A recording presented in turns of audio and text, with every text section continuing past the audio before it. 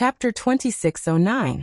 Although he did not want to say it out loud, Yuan Xian clenched his fists and nodded. Yes, Xingfeng had fallen into the hands of the mysterious man.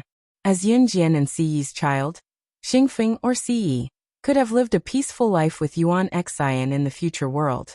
This was because Yun Jian and the rest had sacrificed their lives to kill the mysterious man in the future world. All the danger had disappeared after Yun Jian, Siyi, and the rest had perished with the mysterious man. Xingfeng did not have to come back and suffer the pain of being captured by the mysterious man, and not knowing whether he was alive or dead. However, he chose to give up the safe harbor and used all his spiritual power to tear open the dimensional door and bring Yuan Xian and Siyi back to the present. After Yuan Xian answered Yun Jian, he suddenly remembered Xingfeng's request and quickly said to Yun Jian, "Xingfeng doesn't want you to go and save him immediately." I understand. 4 simple and flat words came out of Yun Jian's thin lips. Her eyes were silent, and even her facial expression did not change much. However, Yuan Xian saw a bloodthirsty murderous intent in Yun Jian's words and expression. It was an expression that belonged to slaying God and the sorcerer god. On the bloodthirsty battlefield, they would do anything to achieve their goals. Ring, ring, ring. The school bell rang to signal the end of class. Less than half a minute after the bell rang, Yiji ran out of the classroom panting. Yuan Xian put on his ghost mask and took one last look at Yun Jian. He said to Yun Jian, "Please keep it a secret. Please keep this a secret. I don't want my parents and everyone else to bear enormous pressure before that day arrives." Yun Jian responded to Yuan Xian's words with "Yuan Xian, I remember that your birthday is next week. Can you tell me your address?" Before Yiji could catch her breath, she placed her hands on her knees and bent over, panting as she spoke. "There's no need." Yuan Xian did not look at Yiji. He walked past her and said those words. Not long after, Yuan Jin left this place. I thought he was pitiful. He's alone, so I wanted to celebrate his birthday for him. I haven't seen anyone else by his side for so many years." Yiji looked in the direction Yuan Xing left with a confused expression. "He's everywhere," Yun Jian said. Yuan Xian had been following beside Yiji, but he did not show himself. Yiji did not know anything about this. Oh. Yiji didn't understand the meaning of Yun Jian's words, but she still pretended that she understood Yun Jian's words and nodded. "I'll see you again next time. Study hard," Yun Jian said to Yiji and left the school. After leaving school, Yun Jian returned to the University of Electronic Science and Technology of China. Her face was expressionless, and her footsteps made no sound. When she arrived at the martial arts club, everyone in the martial arts club was shocked. "Yun Jianyu?" Mo Bufan asked in surprise. But before he finished speaking, Yun Jian spoke first. "Is there a tour group near the school?" Mo Bufan heard this and nodded. "Yes, Yun Jian. Are you going to travel with a tour group?" "Haha, I know someone in a tour group." "Where are you going?" "Sign up for his tour group, and it will take you to your destination." "Where are you going?" Mo Bufan asked and looked at Yun Jian. Yun Jian narrowed her eyes. After a pause, Yun Jian continued in front of everyone in the martial arts club. Hidden Dragon Mountain. Chapter 2610. Hey, Hidden Dragon Mountain? I heard that in that place, don't climb to the top of the mountain. The environment is elegant and beautiful, but if you climb to the top of the mountain, you are forbidden to enter. I heard that at the top of Hidden Dragon Mountain, there is a real dragon from ancient times. I don't know if it's true or not. There are many adventurers who like to go to Hidden Dragon Mountain for adventures. I know a tour guide who will bring a group of people there in 2 days. He will tell you where to go and where not to go. Then, I'll sign you up? Mo Bufan was very concerned about Yun Jian's matters. As he spoke, he immediately took out his phone from his pocket and scrolled through his contacts. "Thank you." Yun Jian responded to Mo Bufan, then turned around and left the martial arts club. Our president is going to go to Hidden Dragon Mountain for a trip. How about our martial arts club's entire tour group go on a trip together?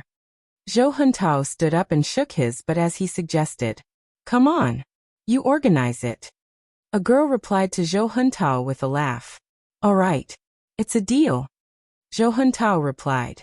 Halfway up the hidden dragon mountain, there was a boundary that prohibited entry. This was because somewhere in the hidden dragon mountain, there were dangerous groups of ferocious beasts, piranhas, packs of wolves, groups of poisonous snakes, huge lizards, and so on. There were countless of them. It was very difficult to go to the top of Hidden Dragon Mountain. You had to pass through layers of danger to reach the top of the mountain. Most of the adventurers who entered Hidden Dragon Mountain all year round died there. As for Yunjian, she planned to follow the tour group to Hidden Dragon Mountain and enter the forbidden area alone. She followed the tour group because the tour group led the way, so she could reach her destination directly. Jiangqing City's largest casino. The casino was filled with the smell of smoke. Yunjian walked in. Most of the people in the casino were greasy uncles. Some people were too excited to gamble and put their feet on the table, not caring about their image. Here, the smell of smoke filled the air. Yunjian walked in with a backpack on her back and was stopped by the casino's person in charge. Hey, little sister, this is not a place you should come to. Leave quickly. The casino's person in charge was obviously trying to persuade Yunjian to leave for her own good, but his tone was not good. Could it be that this little girl likes to gamble? Or was it because his family was short of money and he was using himself as a stake? Hee, if you want to use yourself as a stake to bet with us, then I, your son-in-law, will be the first to go. A greasy middle-aged man who had his feet propped on the table and 10 gold rings on both his hands asked lazily as he looked at Yunjian with a wretched expression. Count me in. Me too. Someone in the crowd immediately spoke up. After all, there were all kinds of people in the casino. The world was big, and there were all kinds of strange things. In the casino, one could see a lot of evil faces that one would not normally see. Don't fight with me. Little girl, bet with me. The greasy uncle with gold rings on all 5 of his fingers, who was obviously a rich man, clicked his tongue and said, just when everyone was laughing and joking around, as if they were watching Yunjian make a fool of herself. Yunjian pulled open the backpack on her shoulder expressionlessly and flung it at the greasy uncle's face. Walala! A backpack of Grandpa Mao slid out of the backpack, shocking everyone present. Yunjian's voice that sent chills down one's spine rang abruptly. I know that this casino sells firearms and equipment behind the scenes. I want to buy the best firearms and equipment you have here. Call your head out in 3 minutes. M. Chapter 26:11. Yunjian came to this casino in Jiangqing City for only one purpose, and that was to buy the best military equipment as quickly as possible. She wanted to go to the forbidden area of the Hidden Dragon Mountain alone. If she met a god, she would kill a god. If she met a demon, she would kill a demon. Anyone who blocked her would be killed. Good tone. Good girl. Haha. Just as Yunjian finished speaking, a burly man who was 1.78 meters tall walked over from the side of the casino. This 1.78 meters tall middle-aged man was wearing a gray vest. The muscles on his arms were so thick that they were obvious. He had a long beard and looked older than his actual age. The middle-aged man came in front of Yunjian and said to Yunjian, "Then little girl, what kind of military weapons do you want to buy from me?" After that, the middle-aged man narrowed his eyes and looked at Yunjian.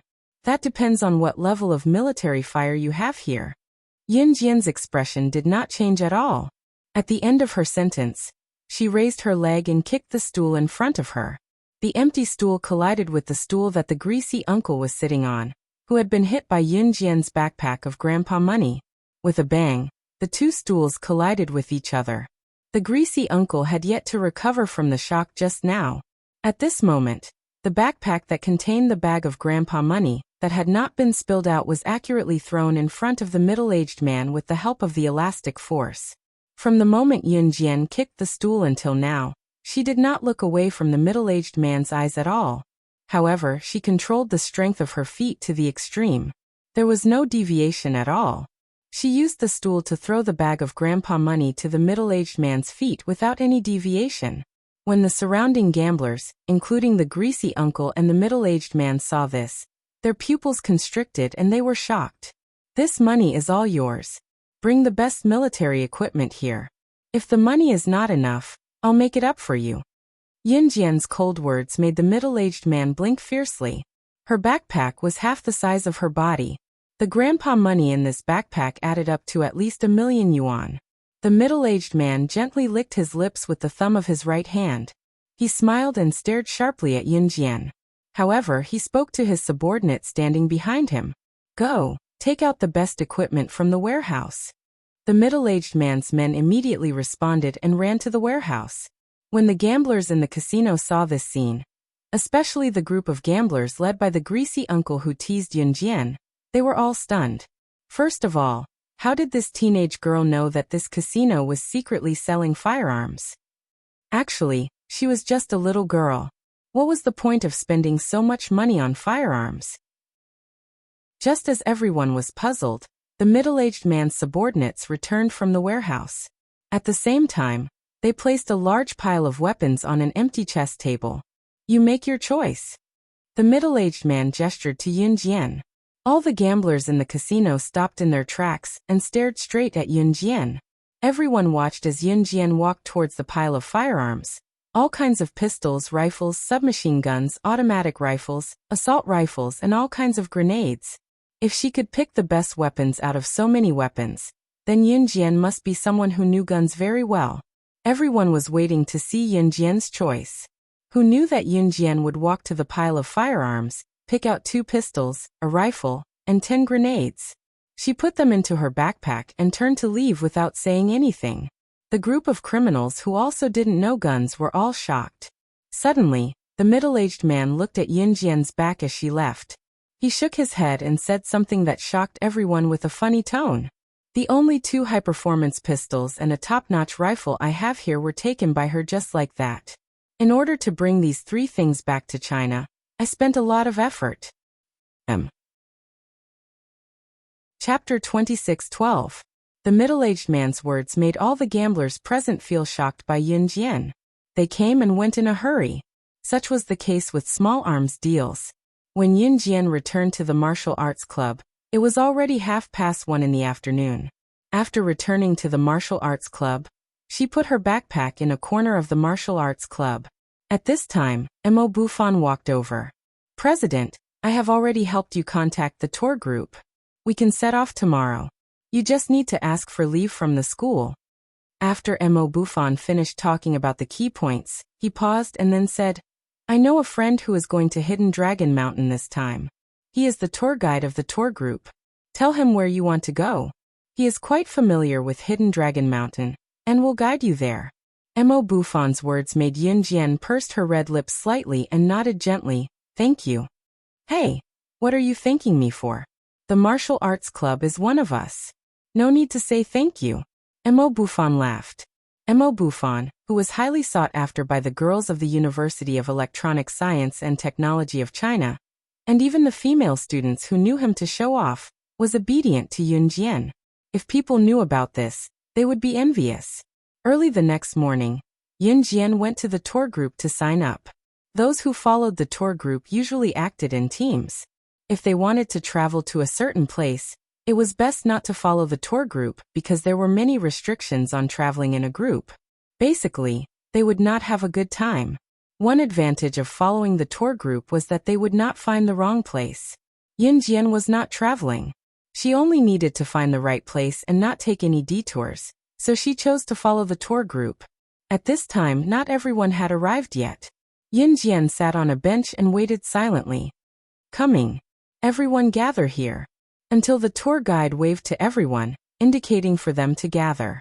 On the way to Hidden Dragon Mountain in Yin Province, Yin Jian sat in the last row of the bus.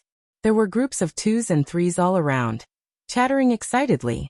Yin Jian sat at the back, looking a little lonely. Originally, Yin Jian had decided to go to Hidden Dragon Mountain with Lan Su, but after knowing the truth, she planned to go alone. Are you the girl named Yin Jian that Bufan asked me to take care of? Hello, I'm the tour guide for this trip. My surname is Gu. You can call me Big Brother Gu like everyone else. Sister, you can tell me anything you need along the way. I can show you where you want to go. Bufan asked me to take care of you. You don't have to be polite with me. Yunjian, who was looking at the window, suddenly heard a male voice. Hearing this, she turned her head to look. A young man in his 30s with a tiger tattoo on his arm chuckled at her. Big Brother Gu was Mo Buffon's friend from the tour group.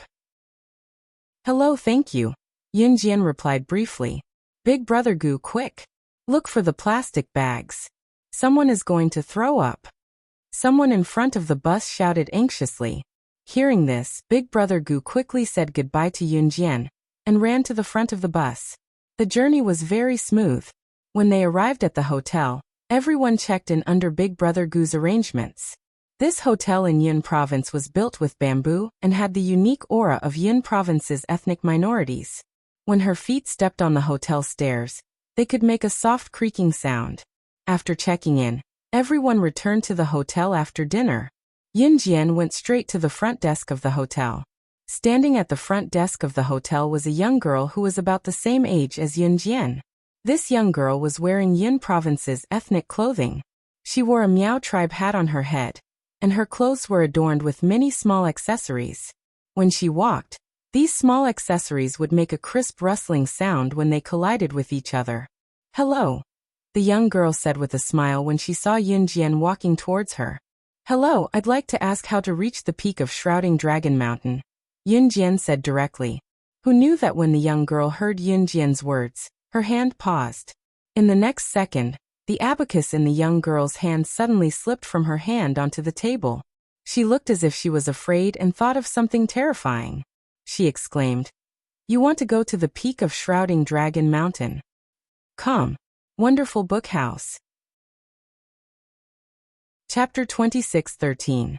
When the girl heard Yunjian's words, her face was full of horror as if she was frightened. Seeing this, Yunjian's expression didn't change at all. She naturally knew the reason why the girl was so shocked and trembling. The top of Hidden Dragon Mountain seemed to be cursed by someone. It was rumored that those who went to the top of the mountain were either dead or disabled. Many adventurers and explorers went to the top of Hidden Dragon Mountain to find the truth, but they all lost their lives here. Just when the girl was stunned, a woman who was more mature than the girl and dressed like the girl, but dressed more maturely, pulled the girl behind her and smiled at Yunjian.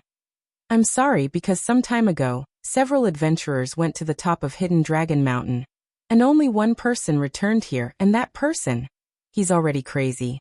My daughter was scared by the person who came back from Hidden Dragon Mountain. So when she heard the top of Hidden Dragon Mountain, she lost control."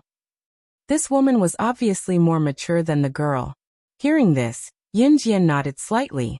"My advice is that you don't go to the top of Hidden Dragon Mountain. It's definitely not a fun place. Look at the young man sitting on the bench at the door. He went to the top of Hidden Dragon Mountain last time, and he was the only one who came back alive."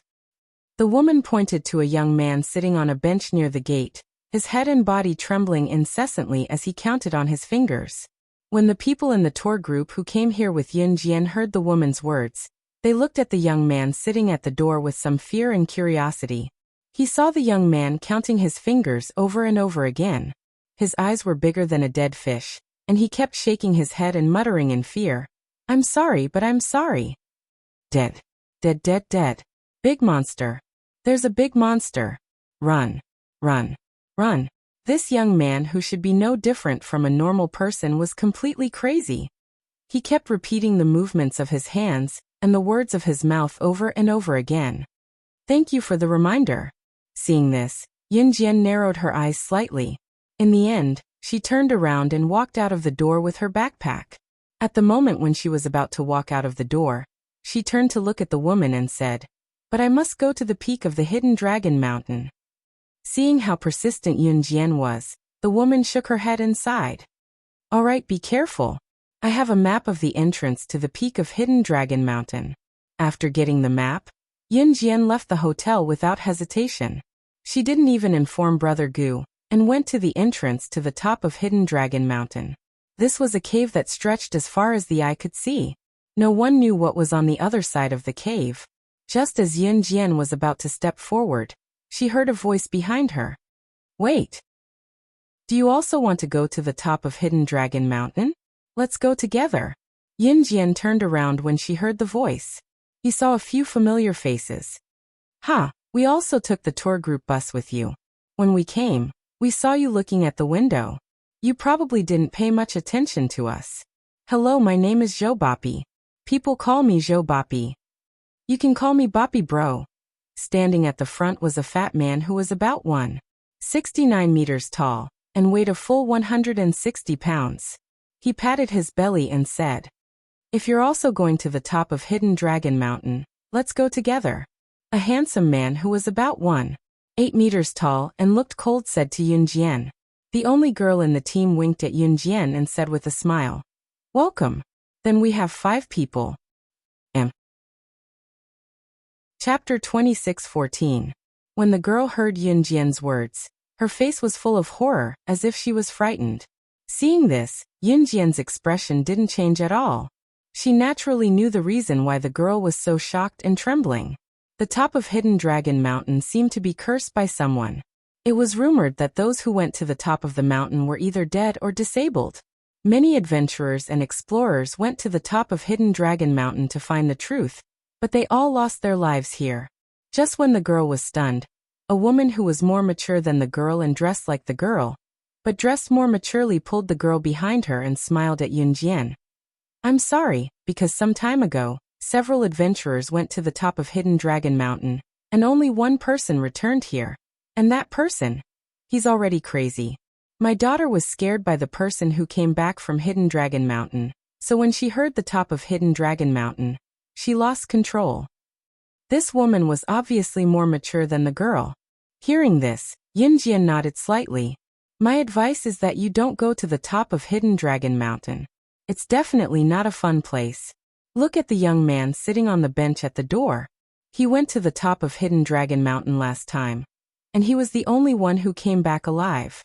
The woman pointed to a young man sitting on a bench near the gate, his head and body trembling incessantly as he counted on his fingers. When the people in the tour group who came here with Yunjian heard the woman's words, they looked at the young man sitting at the door with some fear and curiosity. He saw the young man counting his fingers over and over again. His eyes were bigger than a dead fish, and he kept shaking his head and muttering in fear, "I'm sorry, but I'm sorry. Dead. Dead, dead, dead. Big monster. There's a big monster. Run. Run. Run." This young man, who should be no different from a normal person, was completely crazy. He kept repeating the movements of his hands and the words of his mouth over and over again. "Thank you for the reminder." Seeing this, Yunjian narrowed her eyes slightly. In the end, she turned around and walked out of the door with her backpack. At the moment when she was about to walk out of the door, she turned to look at the woman and said, "But I must go to the peak of the Hidden Dragon Mountain." Seeing that Yunjian was so persistent, the woman shook her head and sighed. "Okay, be careful. I have a map of the entrance to the peak of Hidden Dragon Mountain." After getting the map, Yunjian left the hotel without hesitation. She didn't even inform Brother Gu, and went to the entrance to the top of Hidden Dragon Mountain. This was a cave that stretched as far as the eye could see. No one knew what was on the other side of the cave. Just as Yunjian was about to step forward, she heard a voice behind her. "Wait. Do you also want to go to the top of Hidden Dragon Mountain? Let's go together." Yunjian turned around when she heard the voice. He saw a few familiar faces. "Ha, we also took the tour group bus with you. When we came, we saw that you kept looking at the window. You probably didn't pay much attention to us. Hello, my name is Joe Boppy. People call me Boppy Joe. You can call me Boppy bro." Standing at the front was a fat man who was about 169 meters tall and weighed a full 160 pounds. He patted his belly and said, "If you're also going to the top of Hidden Dragon Mountain, let's go together."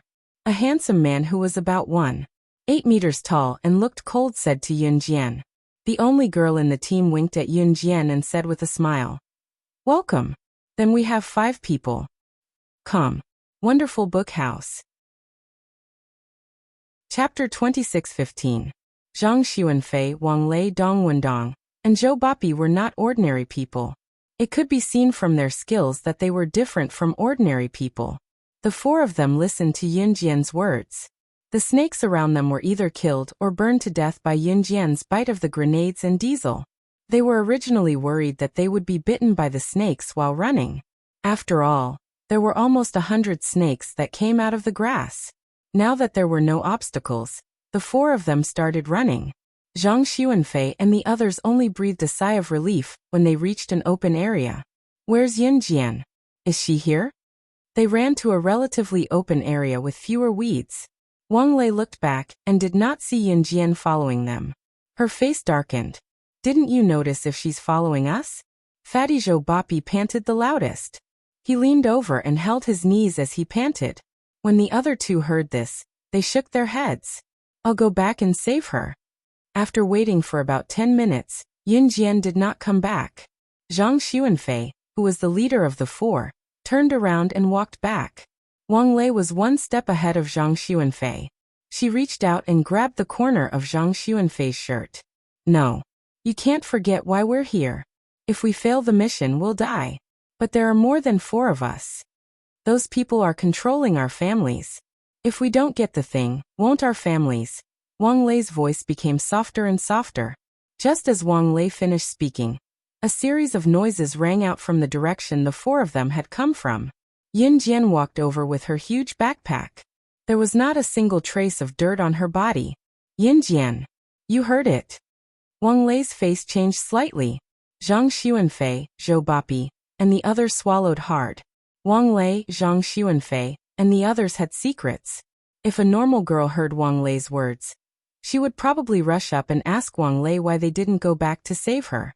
Or perhaps, after knowing that Wang Lei and the others had a secret, they kept pestering Wang Lei and the others to tell them about it. However, Yunjian did not. She carried her backpack and walked past Wang Lei and the others without any change in her expression. It's time to continue. Yunjian, you're not angry? Wang Lei stared at Yunjian. Following Yunjian, she turned around and asked in shock. If it were me, I would do the same. Yunjian didn't turn around. She just replied casually. This reply made Wang Lei really speechless. She opened her mouth, but in the end she didn't say anything. The group carried their respective luggage and continued walking. Other than the hundreds of cobras that suddenly appeared when they first entered the cave, there was no other danger along the way. Although the mountain road wasn't easy to walk on, everyone spent 2 hours and finally arrived at a place very close to the top of Hidden Dragon Mountain. The next hour's journey was quite smooth. However, when they were going up the slope, they saw many skeletons of animals thrown into the grass. What? There's no danger. Why do people outside say that on Hidden Dragon Mountain, those who enter the mountain are either dead or disabled? I really don't understand. Fatty Zhou Bapi could be considered a lively person. He was bored and held a weed in his mouth, panting as he climbed the mountain. Fatty, shut up. Remember to be vigilant at all times. Zhang Xuanfei scolded. Then he looked at Yunjian and said to her, I think this place is a bit strangely quiet. Did you find anything else? When Zhang Xuanfei asked this question, Yunjian didn't respond at all at first. Everyone followed Yunjian all the way and knew Yunjian's character. She didn't reply, which meant that she didn't want to pay attention to it. Just when everyone thought that Yunjian wouldn't speak, Yunjian suddenly pursed her red lips and said something that made everyone's hair stand on end. The things that were casually thrown into the grass on the side of the mountain road are not animals, but human skeletons. Wonderful book house. Chapter 26:16. Suddenly hearing Yunjian's words, coupled with the quietness along the way, Zhang Xuanfei, Zhou Bapi, Wang Lei, and Dong Wenming stopped and looked at the skeletons that were casually thrown into the bushes on the side of the mountain road. Those skeletons had been completely scattered, and could only be vaguely seen as a pile of scattered skeletons. Under normal circumstances, seeing this pile of skeletons on the mountain, normal people would think that it was a pile of animal skeletons. Yunjian's words directly shocked everyone. What did you say? All we saw along the way were human skeletons. Wang Lei exclaimed. Yunjian, why did you say that they were human skeletons? As the leader, Zhang Xuanfei frowned and turned to look at Yunjian. Although the fatty Zhou Bapi was also frightened, he was much calmer than Wang Lei. At that time, Zhou Bapi looked at Yunjian and said, If these are all human skeletons, then these people, Could it be that they were the people who entered Hidden Dragon Mountain and died in Hidden Dragon Mountain in the past? After Zhou Bapi said this, everyone's face sank. They were completely shocked by Zhou Bapi's guess. At this time, Yin Jian pointed to a huge skull on the side of the mountain road.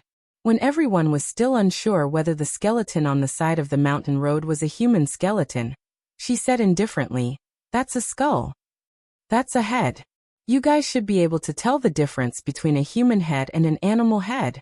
After Yin Jian's words, Wang Lei directly grabbed the arm of the fatty Zhou Bapi who was closest to her and screamed in fright.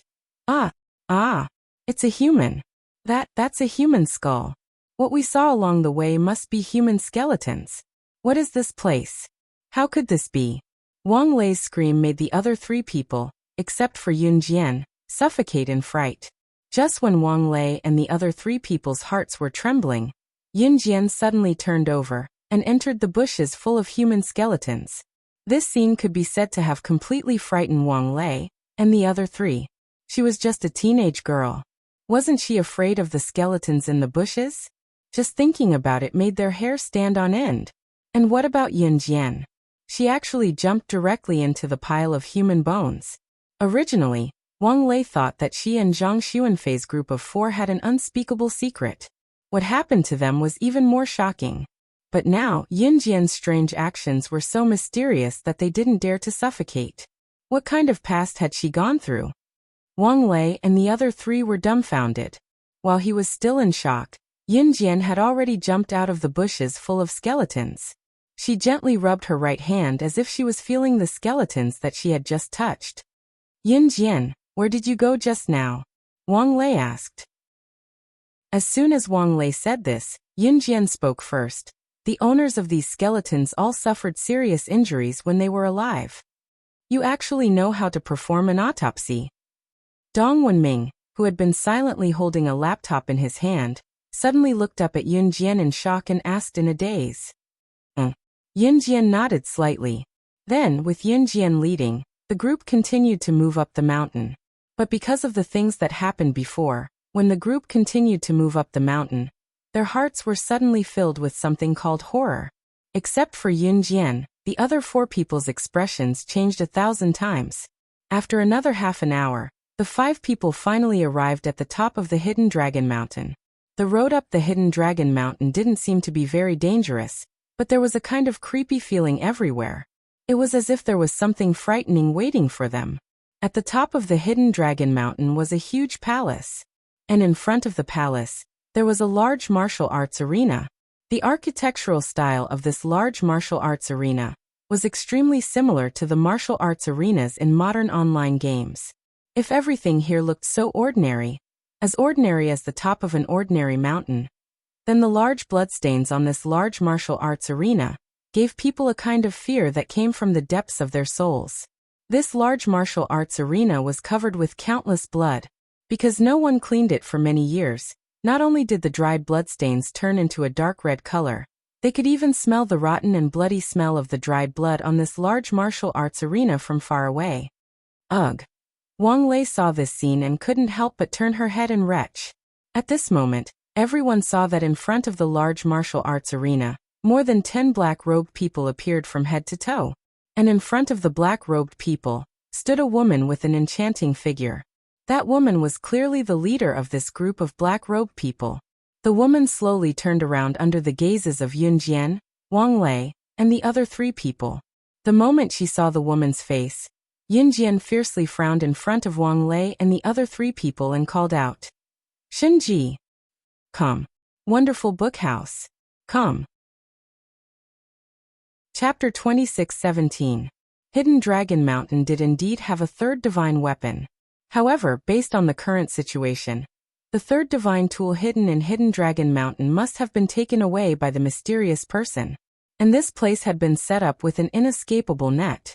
They were just waiting for Yun Jian to come so that they could capture Yun Jian in one fell swoop. After Yun Jian entered the large arena, a thin layer of spirit energy rose from the semicircular arena. This was enough to prove that the mastermind behind all this was the mysterious person. And the people waiting for Yun Jian here were Shenji and this self-proclaimed younger brother of Master Jiuhuang. whose head had been twisted by Ce not long ago. This black-robed man who claimed to be Master Jiuhuang's younger brother was called Lin Wu. When Lin Wu saw Yun Jian standing in the semicircular barrier, surrounded by spirit energy and leaning back, he laughed loudly again. This is the spirit energy that Master has just given me. Combined with the 10,000 times potion, this barrier is created. Even if you are the witch god of Yulong continent, you won't be able to escape. Today you are dead meat. From the faint layer of spirit energy barrier that clearly didn't belong to Earth, trapping Yun Jian to everything that had happened after. It was telling Wang Lei, Zhou Bapi, Zhang Xuanfei, and Dong Wenming that what they were seeing was beyond reality and beyond science. This was like a sci-fi movie. No, it was even more terrifying than a sci-fi movie. Wang Lei and the others were so scared that their faces were twitching. Master Lin Wu, you don't have to do anything to kill her. I alone am enough. Shinji, who was standing in the barrier with Yun Jian, spoke up. Shinji looked at Yun Jian with murderous eyes. All right. Since you have already received part of my spirit energy, then you, Shinji, will be the one to defeat her. Lin Wu narrowed his eyes and looked at Yun Jian like he was looking at a dead person. Shinji had received part of Lin Wu's spirit energy. Lin Wu had given it to Shinji. Its main purpose was to allow Shinji to use the spirit energy he had given her to escape after Shinji lured Yun Jian into the large arena. The sorcerer god of Yulong continent would be the only one who would die in this arena. What's more, Lin Wu had used all of his spiritual power to set up the barrier. If Yun Jian managed to escape from the barrier, or if he had to deal with Yun Jian alone, he would only be beaten up by Yun Jian. 006, this is the last time I challenge you. Shinji raised her hands. She rested her sword on her shoulder and looked at Yun Jian. Yun Jian held the 2 butterfly knives in her hands and said cheerfully, I accept your challenge. At this moment, this scene was similar to the battle between Yun Jian and Shinji in the Inhun organization, where only one of them could survive. Just like before, they were trapped in a large cage. Only the person who killed the other party had the right to leave the cage alive. The only difference was that the cage had turned into a barrier made of spiritual power. Aside from that, it was still the same battle, the same situation, and the same battlefield where only one of them could survive. Shinji waved her sword. Without any warning, she began the battle. She slashed down heavily at Yun Jian. Yun Jian dodged to the side, avoiding Shinji's attack. She turned around and wrapped her hand around Shinji's arm. Shinji flipped around and did a backflip. The 2 of them were both from the Inhun organization. If they really fought, they were evenly matched. After all, while Shinji saw Yun Jian as her only opponent in the world, Yun Jian also saw Shinji as her only opponent. The 2 of them had grown to become the strongest assassins in the world under these circumstances. Wang Lei, Zhang Xuanfei, and the others were so shocked that their hearts were pounding. The 2 of them fought for a full 5 minutes. Lin Wu watched as Yun Jian dodged Shinji's attack and circled behind Shinji. She wanted to stab the butterfly knife into Shinji's back. Shinji had no time to think about anything else. Just as Shinji was about to lose, Lin Wu raised his hand and used his spiritual power to control the blades inside the barrier. He attacked Yun Jian. One blade after another was enough to kill Yun Jian, before she had time to think about anything else. Lin Wu's smile deepened. Heavens! Yun Jian, run! Wang Lei screamed in fear. However, the blade was already close to Yun Jian's side. Just as everyone thought that Yun Jian was going to die, Shinji suddenly turned around and grabbed Yun Jian's wrist. She gripped the long sword in her hand and stabbed it viciously at Yun Jian's neck. The long sword was about to pierce Yun Jian's neck. Just as it was about to pierce Yun Jian's body, Shinji used Lin Wu's spiritual energy to open a passage that was big enough for one person to leave swiftly while he tossed the saber away with his other hand and grabbed Yun Jian, flinging her out of the passage that was big enough for one person to leave at once. Shinji flashed a regretful smile at Yun Jian the moment his heart was pierced by thousands of arrows. Just like how she had confidently said to Yun Jian countless times, I will definitely surpass you. Shinji's seductive face curved up slightly. Countless blades pierced through Shinji's organs. She watched as Yun Jian was safely sent out of the barrier. She licked the blood from the corner of her mouth and said regretfully to Yun Jian, I lost. After leaving the organization for so many years, I still can't surpass you. I don't think I'll ever have the chance to challenge you again. But I still want to tell you something. 006, I will definitely surpass you. If there's an afterlife, I will. Chapter 26:18. If Lin Wu hadn't tricked her midway, Yin Jian's knife would have pierced Xinji's back. Xinji could have used Lin Wu's trick to defeat Yin Jian with a sneak attack. She had a choice, a chance to defeat Yin Jian. But she wasn't confident. Perhaps in Xinji's eyes, she would only win if she defeated Yin Jian fair and square. But she'd spent her entire life chasing after Yin Jian. Even at the end of her life, she hadn't been able to surpass Yin Jian. She knew that if Lin Wu hadn't interfered, she wouldn't have been able to get close to Yin Jian. But she'd lost the last battle. What a pity. She had no more chances. Xinji felt her organs hurt like crazy. Her eyelids felt heavy, as if she could fall asleep at any moment. Being flung out of the barrier, Yin Jian knelt on one knee on the ground. Her pupils constricted as the object in her hand rubbed her palm, until it was bleeding profusely. As she gripped the item too tightly, blood oozed out of her palm. The blood that flowed from her palm looked like it would never stop, causing Wang Lei, Zhang Xuanfei, and the others who were watching from afar to feel their hearts skip a beat. They'd thought it was just a show of friends betraying each other. Who would have thought that the tables would turn so drastically? Just as Wang Lei, Zhang Xuanfei, and the others sucked in their breaths, thinking that Yin Jian would break down and scream like a normal teenage girl after witnessing the scene, Yin Jian was stunned. Yin Jian suddenly stood up. Her face was still expressionless. She looked up at Xinji, who was in the large arena. Her lips curved into a smile that made the world lose its color. While Wang Lei, Zhang Xuanfei, and the others were surprised that Yin Jian could still laugh at a time like this, Yin Jian took 2 steps forward. 3 seconds before Xinji closed his eyes for the last time, she mimicked what she had retorted the first time she met Xinji and spoke softly. I'm sorry. No matter how many lives I've lived, you will always be defeated by me. I will wait for you. Remember your promise. My opponent can only be you. Yin Jian had never admitted to Xinji that she saw her as an opponent. Because of this, Xinji couldn't accept it. She wanted to surpass Yin Jian. She wanted to make Yin Jian admit that she saw her as an opponent. Xinji had fought hard for her short life just to prove herself. She did not ask for anything else in her life, but for Yin Jian to acknowledge her personally. That way, she could die without regrets. Xinji had a dream. A very, very long dream. One that she would never wake up from for the rest of her life.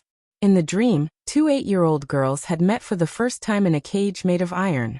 But their first meeting had been met with no other choice. In her dream, she pointed the knife at the other party and swore loudly, "The one who can walk out of this cage today is me." In the dream, the other girl, who was covered in blood like her, had a cold look in her eyes. Her eyes were as cold as the blood and wounds on her body. That was the first time she'd heard her speak. Her face was expressionless. Her voice was cold as she pointed at the pile of corpses outside the cage. In 1 minute, you'll be like them.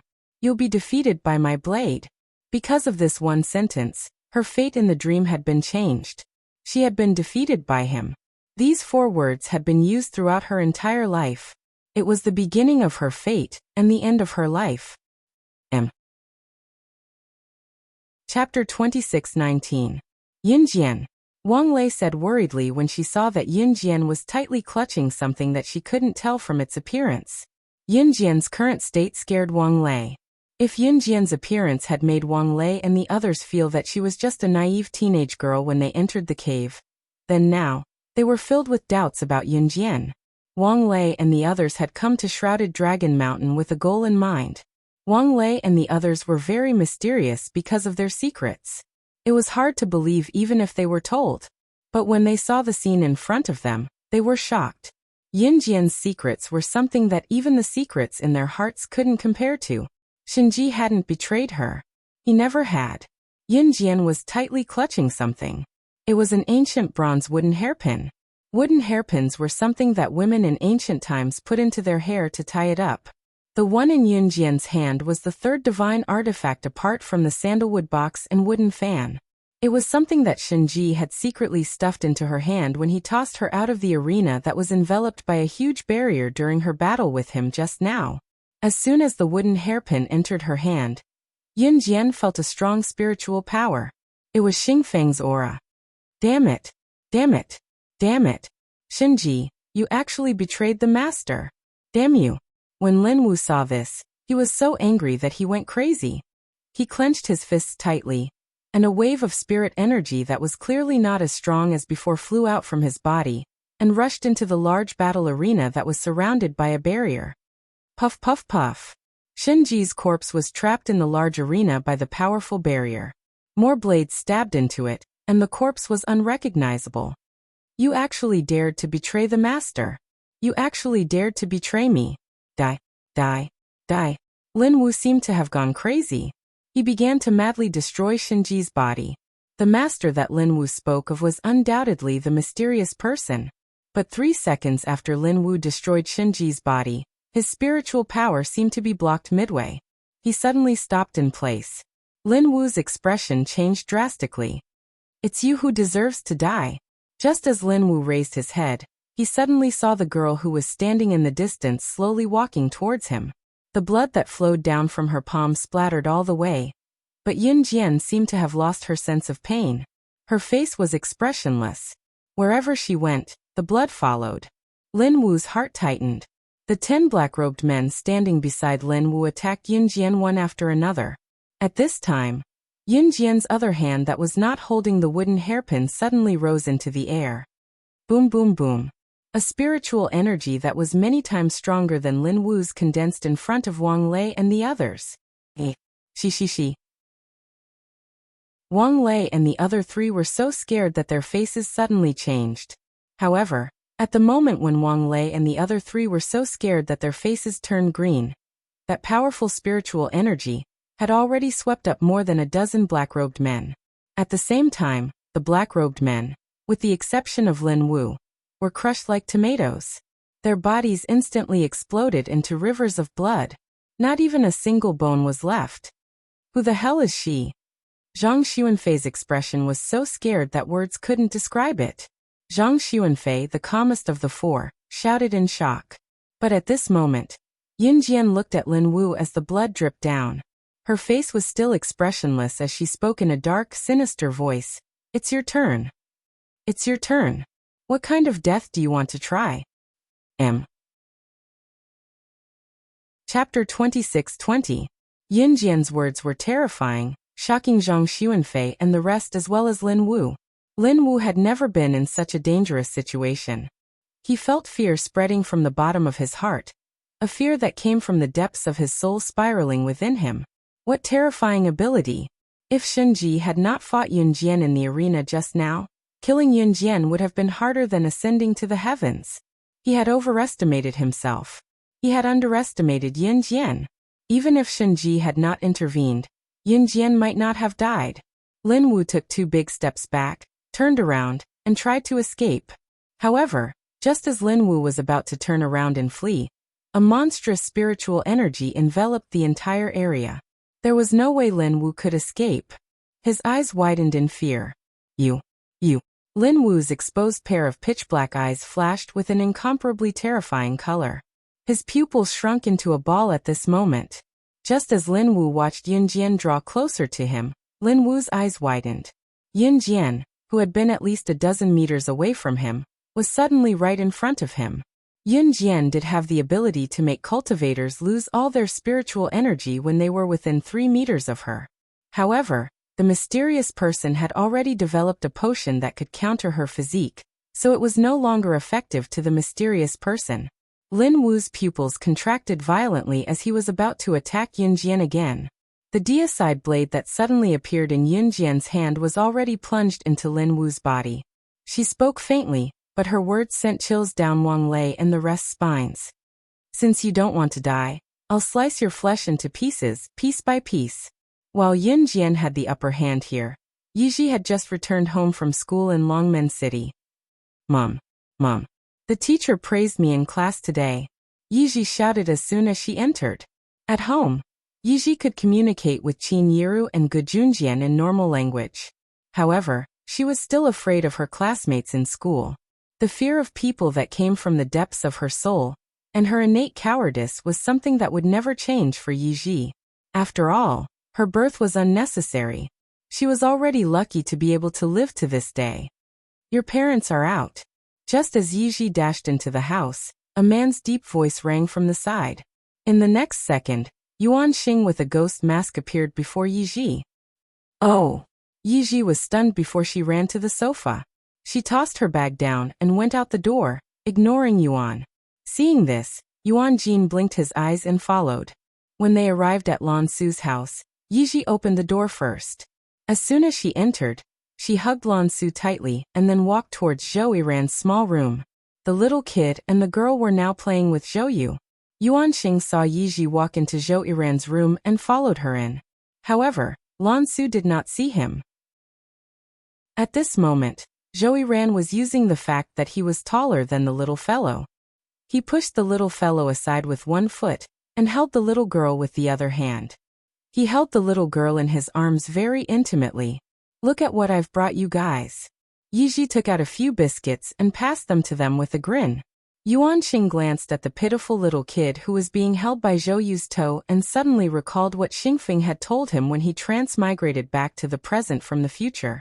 If you see Zhou Yu, remember to grab him and beat him up. He's always bullied me when I was young. Chapter 26-21. If he guessed correctly, this little guy who was being pressed down by Zhou Yiran's foot was Xingfeng, the one who took charge of everything and traveled through time with him unswervingly. Cough. Yuan Xing looked at the little guy pressed down by Zhou Yiran's foot and compared him to Xingfeng.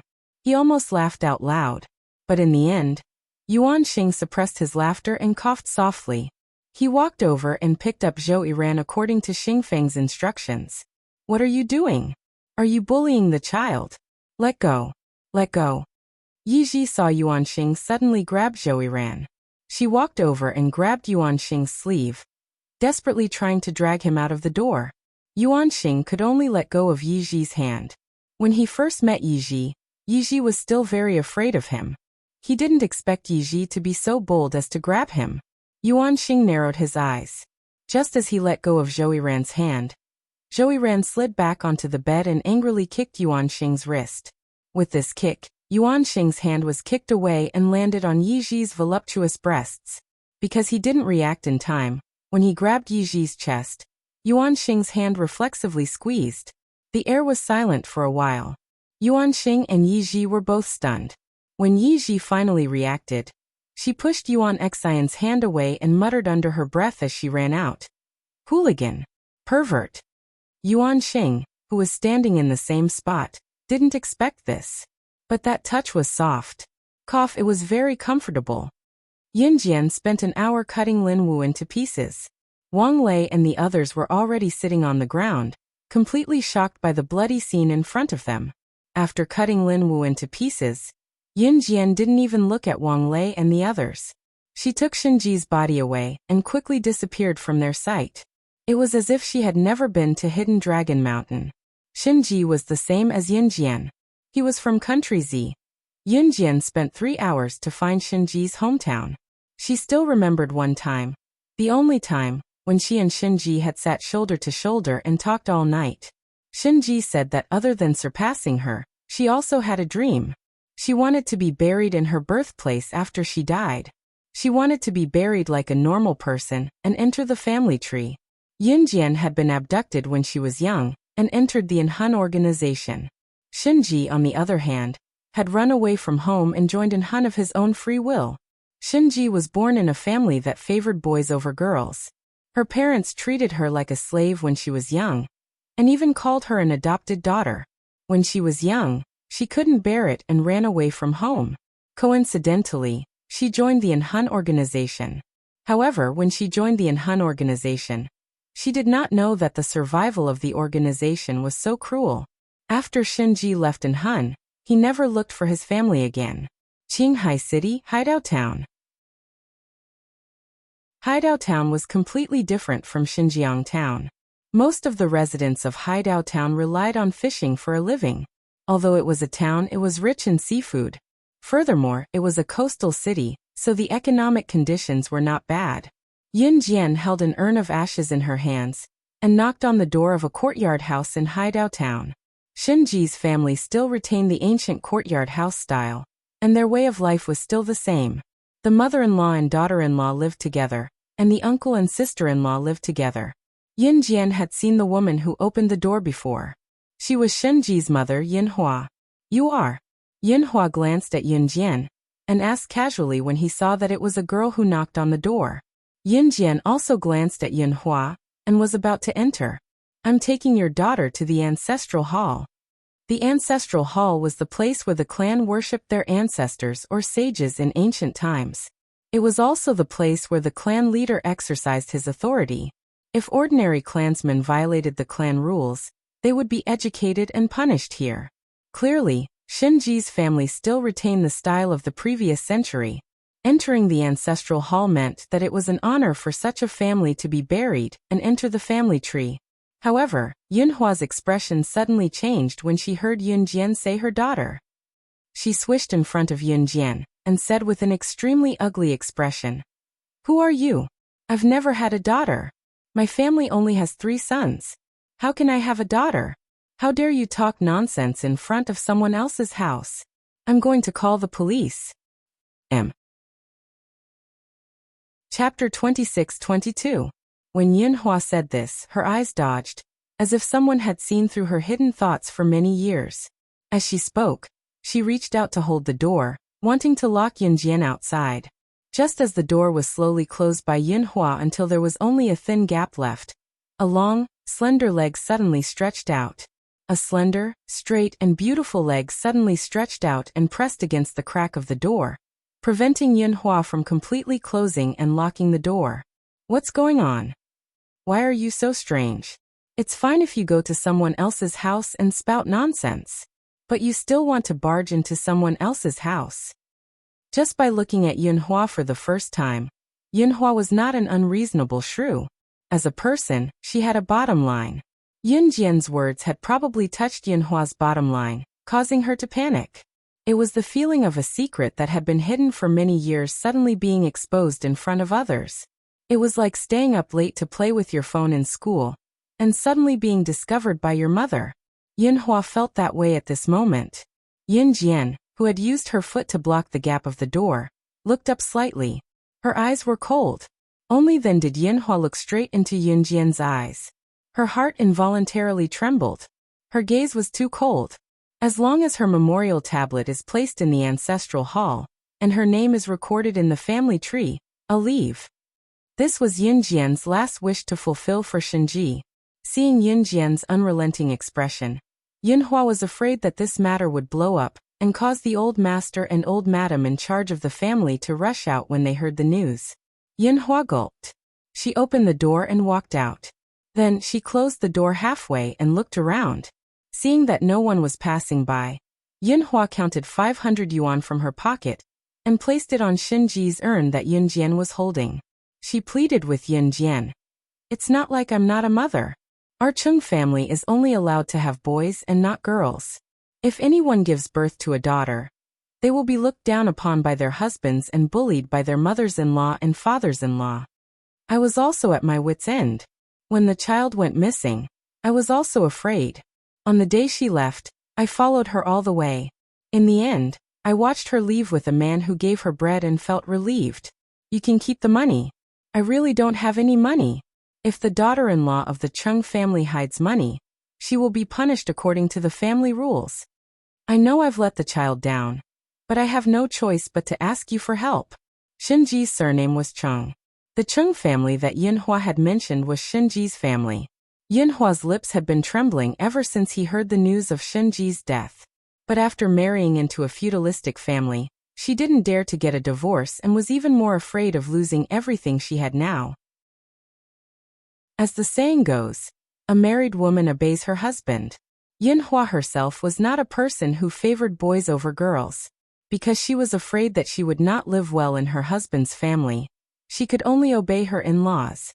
Yinhua thought that if he gave Yinjian money, Yinjian would leave. Unexpectedly, Yinjian held Xinji's ashes with one hand and threw the money back to her with the other. She said coldly, "I don't want money. I just want her to enter the Cheng family's ancestral hall." Yinjian's persistence made Yinhua anxious. Just as Yinhua was panicking, Old Master Cheng's strong male voice sounded from behind the door. "Who do you want to enter my Cheng family's ancestral hall?" The half-closed door behind him was opened. An old man in his 70s walked out of the courtyard majestically, with a walking stick. His eyes were sharp and his eyes were sparkling. He had the aura of a feudal landlord in ancient times.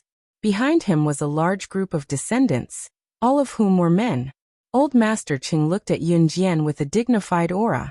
Under everyone's gaze, he repeated to Yunjian, "My Cheng family doesn't have a biological daughter wandering outside. Moreover, she's just a woman and not the mistress of the family. How can she have the right to enter my Cheng family's ancestral hall?" Chapter 26-23. Moreover, who knows what's in the urn you're holding? The old man's words carried a strong aura. Even those who didn't know the situation would have an illusion that the old man's words were reasonable after hearing the old man's righteous words. If a family favored sons over daughters, there would be no peace if a daughter was born. If both her father-in-law and mother-in-law favored sons over daughters, then it would be over. And you can never imagine how frightening it is when a family that retains a feudal mindset values their sons. In fact, none of the old women Yunjian had met in the countryside could compare to how much the Cheng family valued their sons. In the Cheng family, if a daughter-in-law couldn't give birth to a son, the Cheng family's men had the right to find another woman to have a son with. Even the country's policies couldn't do anything about it. Under Grandpa Cheng's threatening gaze, the younger generation of the Cheng family, including Yinhua, all thought that Yunjian would turn and leave.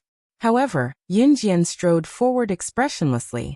She didn't even look at Grandpa Cheng as she walked past him and the rest of the Cheng family into the courtyard. "I said, I want her to be buried in the Cheng family's ancestral hall." Cheng Xin, born on a rainy night on August 6, 1984. "I want her to be buried in the Cheng family's most glorious way. Her memorial tablet will be placed in the Cheng family's ancestral hall, and her name will be recorded in the Cheng family's genealogy." Yunjian held Xinji's urn and spoke one word without taking a step. She was very calm. Every word was like the cold conversation she had with Xinji in the past. Her heavy words were spoken for everyone present to hear. Cheng Xin was Xinji's original name. She had long abandoned her surname and name. Today, Yunjian had picked up her surname and name and brought her back to the Cheng family. She would fulfill Xinji's wish and bury her as an ordinary person. Yunjian's words were even more imposing and arrogant than Grandpa Cheng's. Everyone in the Cheng clan heaved a sigh of relief when they heard this. She thought that after Yunjian's words, Old Master Cheng would fly into a rage again. Unexpectedly, the old man's eyes widened as he stared at Yunjian. How do you know that on the rainy night of August 6, 1984, Yinhua gave birth to a child?" Those who knew about this matter had been dismissed from the Cheng family for more than 10 years. Besides, isn't that child a stillborn? Why? There were very few people who knew about what had happened more than 20 years ago. But how old was Yunjian?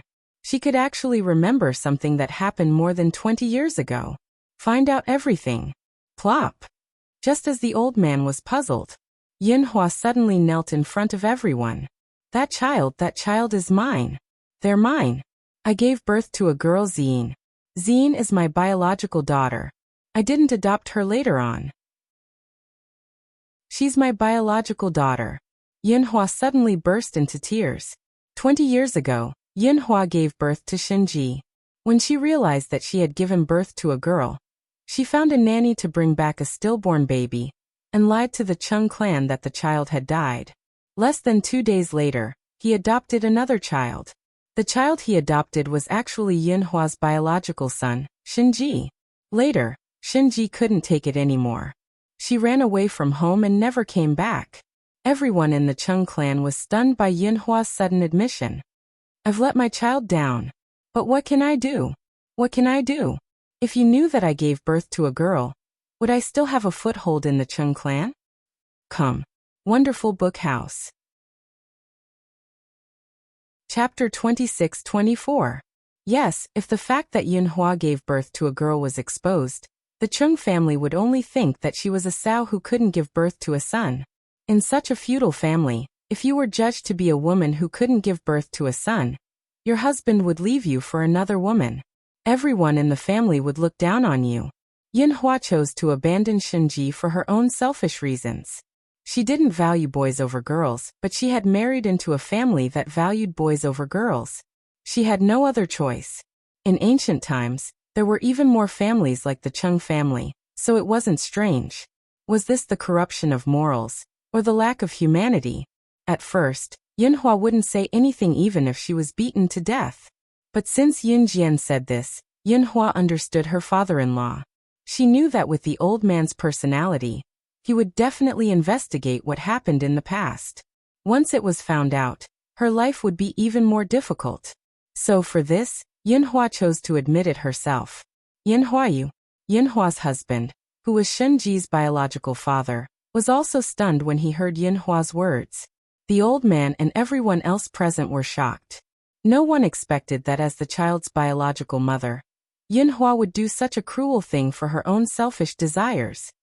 I don't care about your family's matters, but I'm going to meditate in the ancestral hall today. Yunjian held Shenji's urn. After hearing the arguments around her, she didn't move at all. She walked towards the Chung family's ancestral hall. Stop. The old man didn't even have time to resolve the matter. When he heard Yunjian's words, he rushed to Yunjian with his walking stick.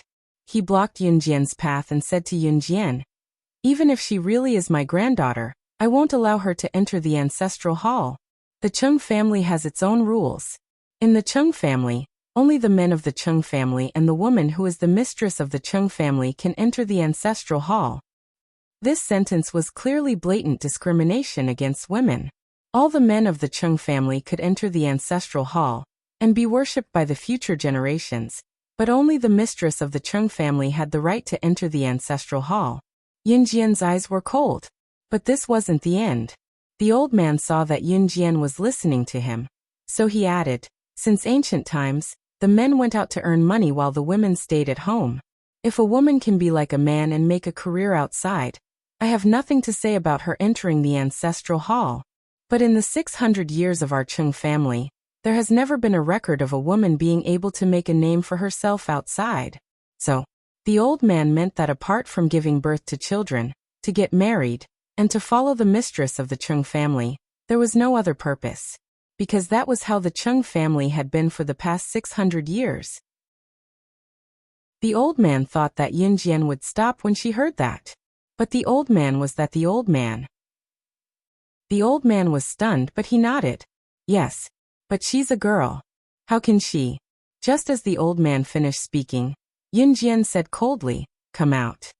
Right after she said that, a lot of people appeared on the roof of the courtyard house. They jumped down from the roof and stood beside Yunjian. Everyone in the Chung family was shocked. Just when everyone was at a loss, Yunjian suddenly said to everyone, "They are all Shenji's men." The ace of the world's largest assassin organization, codenamed Shenji.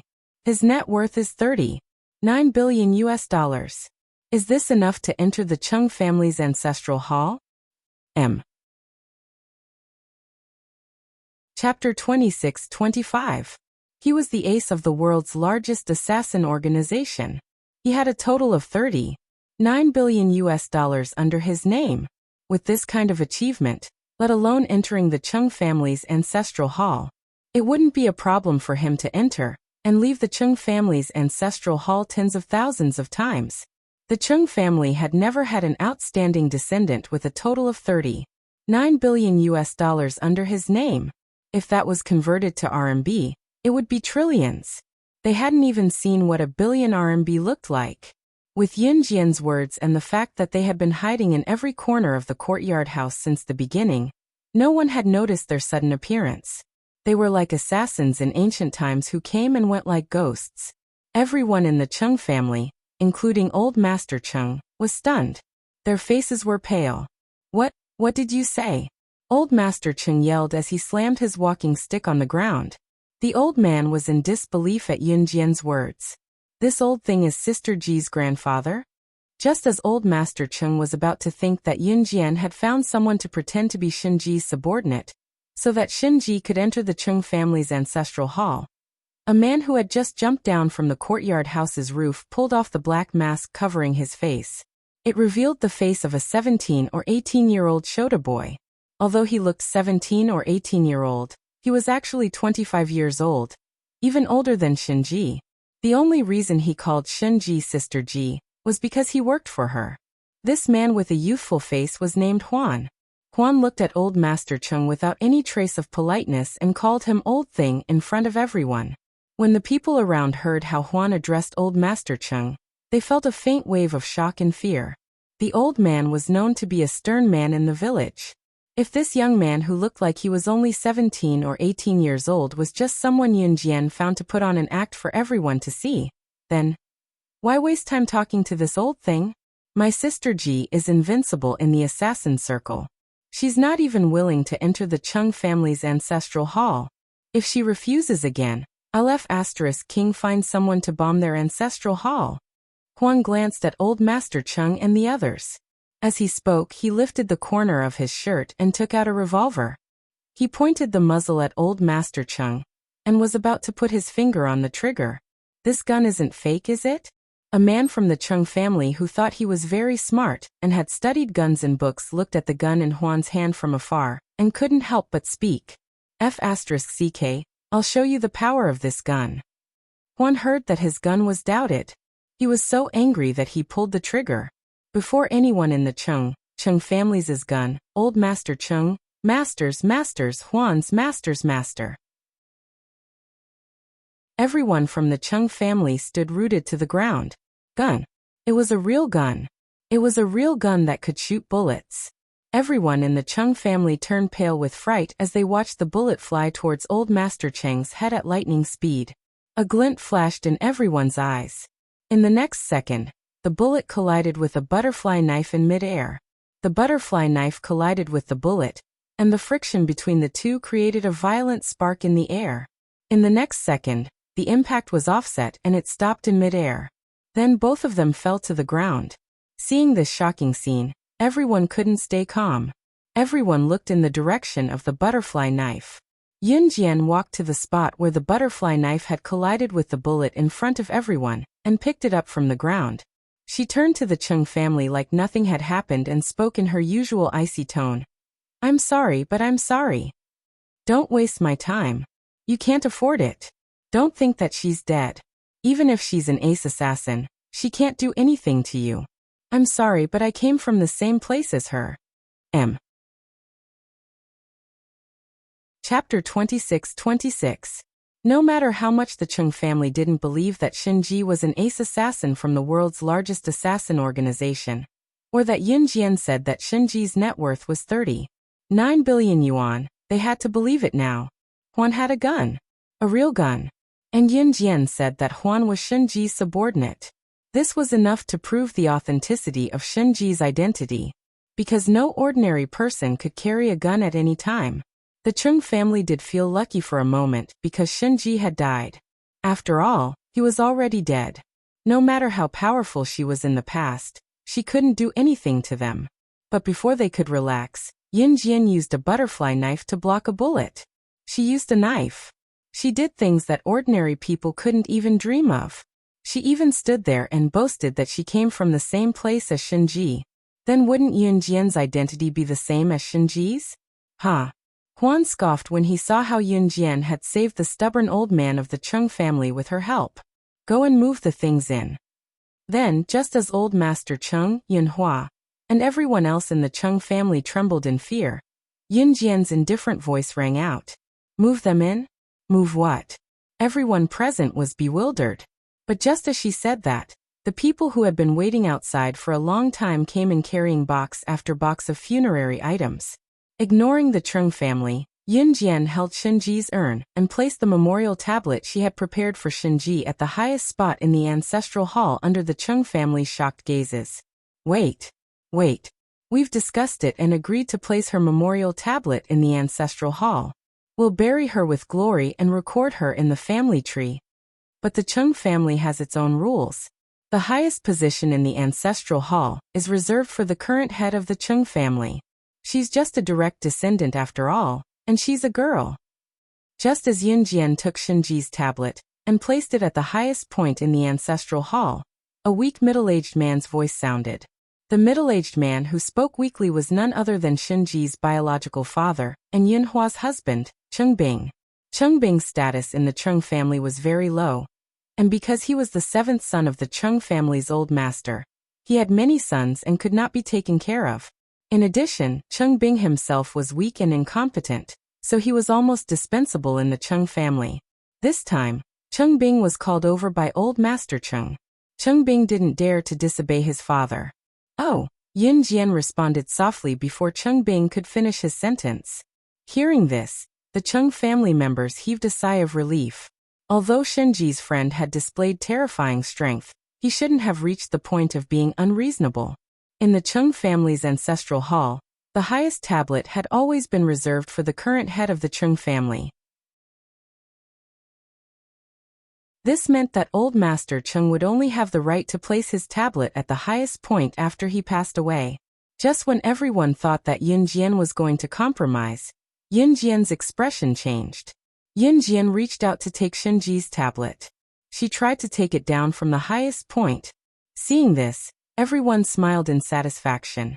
However, just as her hand was about to touch Shinji's memorial tablet that she had placed at the highest point, her slender and well-defined hand turned abruptly. Bang, bang, bang. Then a series of bangs rang out. Everyone saw that apart from Shinji's tablet at the highest point in the ancestral hall, all the other tablets of the Chung family's ancestors had been smashed to the ground by Yun Jian. Just as everyone from the Chung family was stunned, Yi Zichen's expression changed. Yun Jian's cold voice suddenly rang out. "Since these rules were set by your ancestors, then I'll burn them on behalf of the Chung family. I'm taking this place."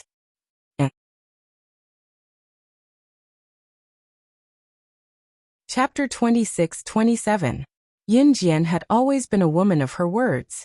Once she spoke, she spilled the oil on the memorial tablet in the ancestral hall, and a lighter appeared in her hand.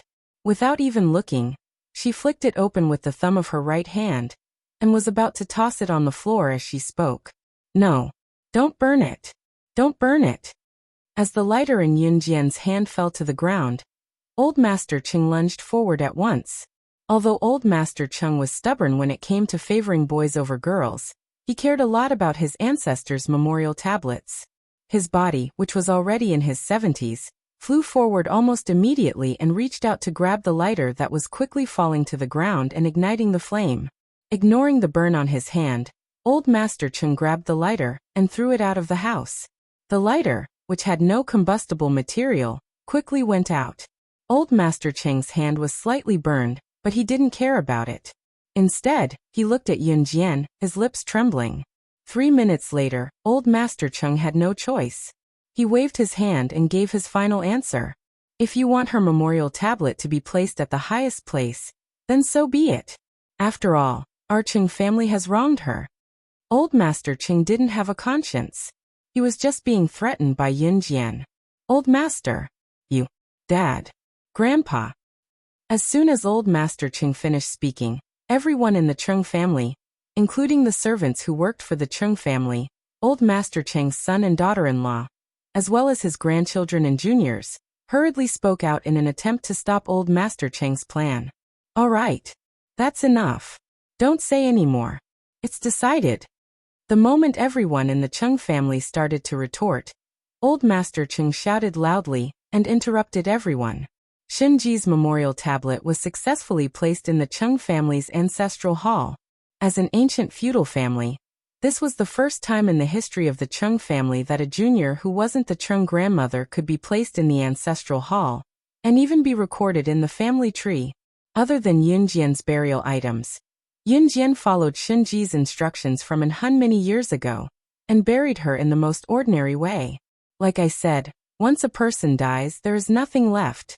He turned into a pile of ash, as if he had never appeared. This was the fate of a secret agent assassin. You would live in glory while you were alive. Dead. If it wasn't for Yun Jian calling Huan and the others, no one would have known about Shenji's death. It was like a firework exploding in the dark night, only for a moment of glory. Shenji, I hope that you can be reincarnated and live a normal life. Yun Jian stood in front of Shenji's grave and burned a thick book page by page. This book was a plan made by a group of children to escape when Yun Jian was in Han. But in the end, with Shenji's departure, Yun Jian was the only assassin left who had joined in Han with her. The winner would survive while the weak would be eliminated. Those who couldn't keep up with the world would be thrown into the abyss by the secular world. This was the order of the assassin agent. Looking at the thick booklet burning page by page, Yun Jian felt like she was back when she first joined the assassin organization. All the kids gathered together to discuss strategies. However, it was only that one time. All the children had discussed a strategy together. In a survival game where you had to kill your friends and teammates to survive, everyone had forgotten their original intention. To them, death might be the true release. The moment the book was burned to ashes, Yun Jian turned and left without looking back. Come. Wonderful book house.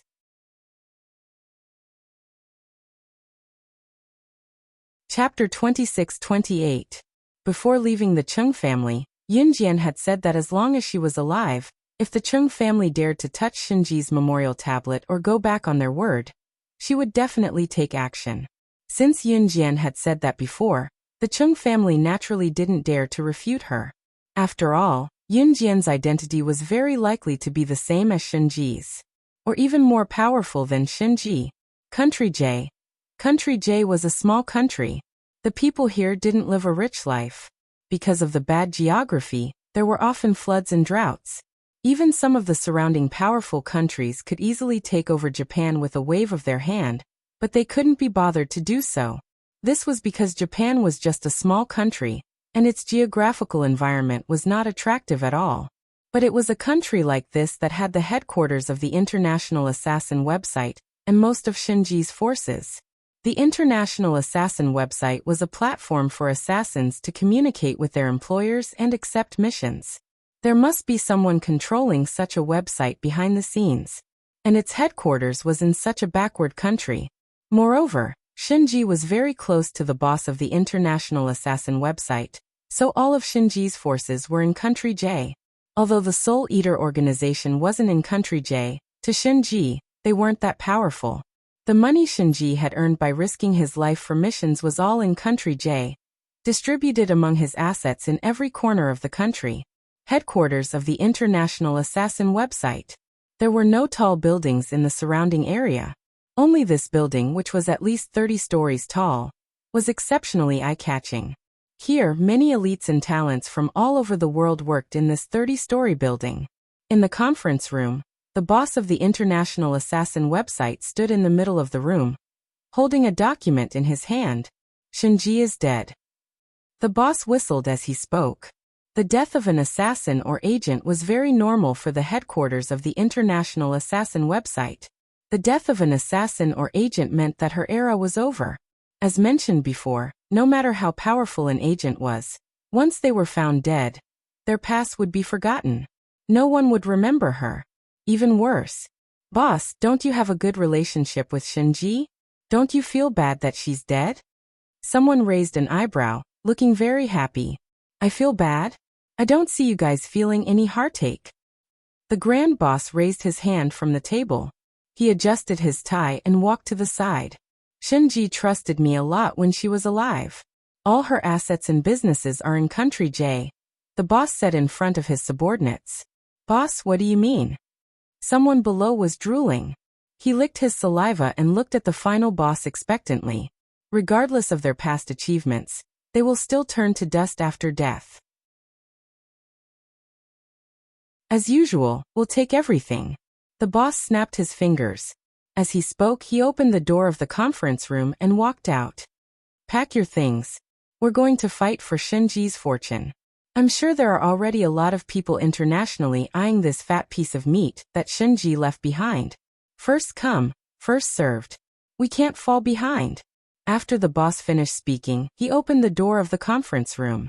However, just as the final boss opened the conference room door, everyone suddenly saw a teenage girl standing in front of them like a ghost. The young girl's figure was beautiful. She stood in front of everyone, and when she saw them leave, she raised her head slightly. Under her bangs, the pair of black eyes were so sharp that it was frightening. "You are?" the boss asked. However, the young girl spoke indifferently and said something that shocked everyone. Number 1 on the International Assassin chart, slaying God. M.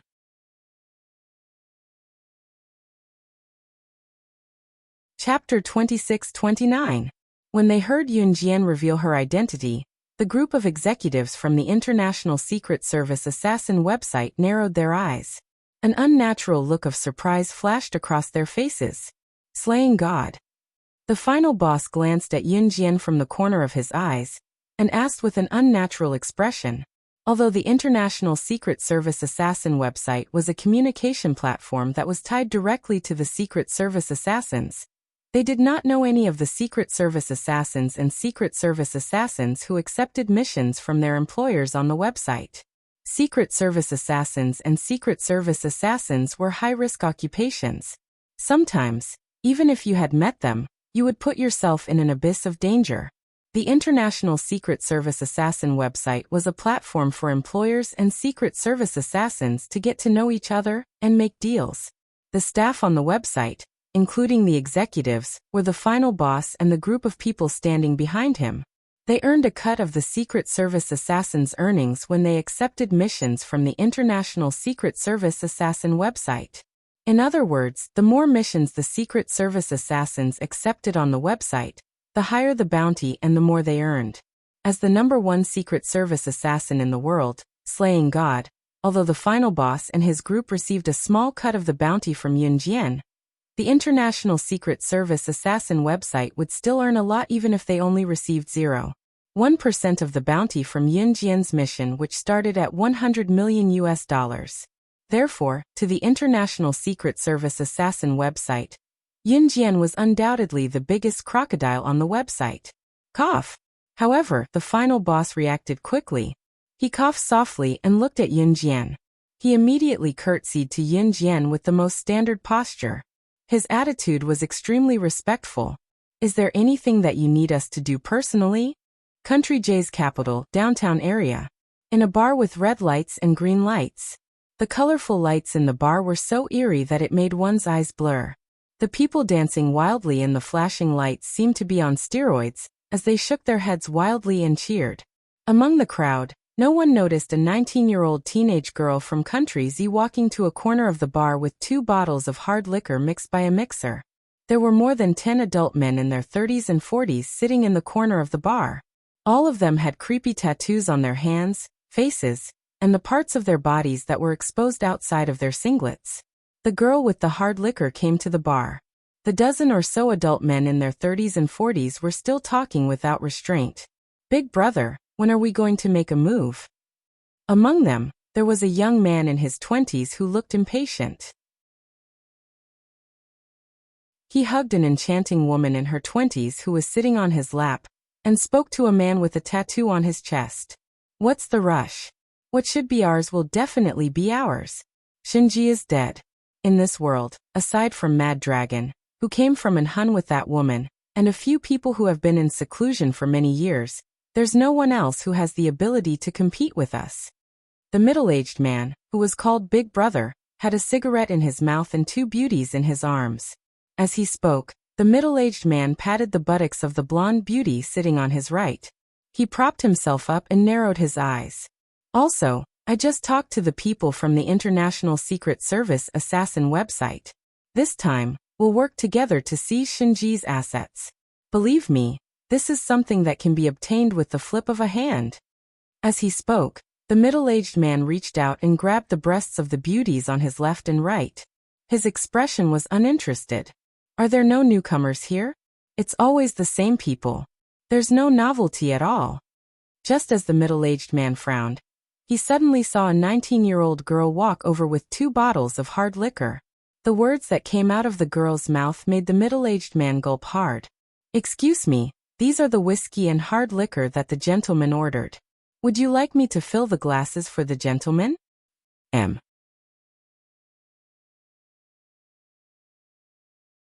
Chapter 2630. Page 1/1.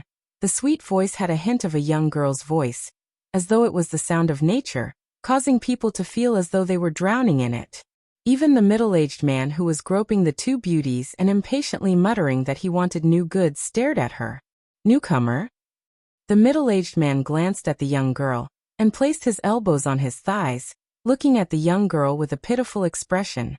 The young girl blinked her large eyes, pinched the tray in her hands, took 2 steps back and pursed her lips. Yes, I am. The middle-aged man whistled. The blonde beauty sitting on the right side of the middle-aged man rolled her eyes. She just remembered that the young girl came to her bar to apply for a job, saying that she could do anything because her family was too poor. Thinking that the young girl was inexperienced, the blonde beauty touched her face and hurriedly suggested to the middle-aged man. Big brother, her name is Xiaoqing, she is new to the bar. After saying this, the blonde beauty stretched out her sexy thighs, then raised her leg to the middle-aged man's thigh and rubbed a certain part of the middle-aged man. Then, she gently placed her lips that were redder than a monkey's, but beside the middle-aged man's ear, blew a breath and said softly, "We have already asked this girl, based on her appearance she should still be a virgin." After saying this, the blonde beauty flipped her blonde hair and looked at the young girl with her arms crossed. In the bar there were no companions to speak of, there were only benefits.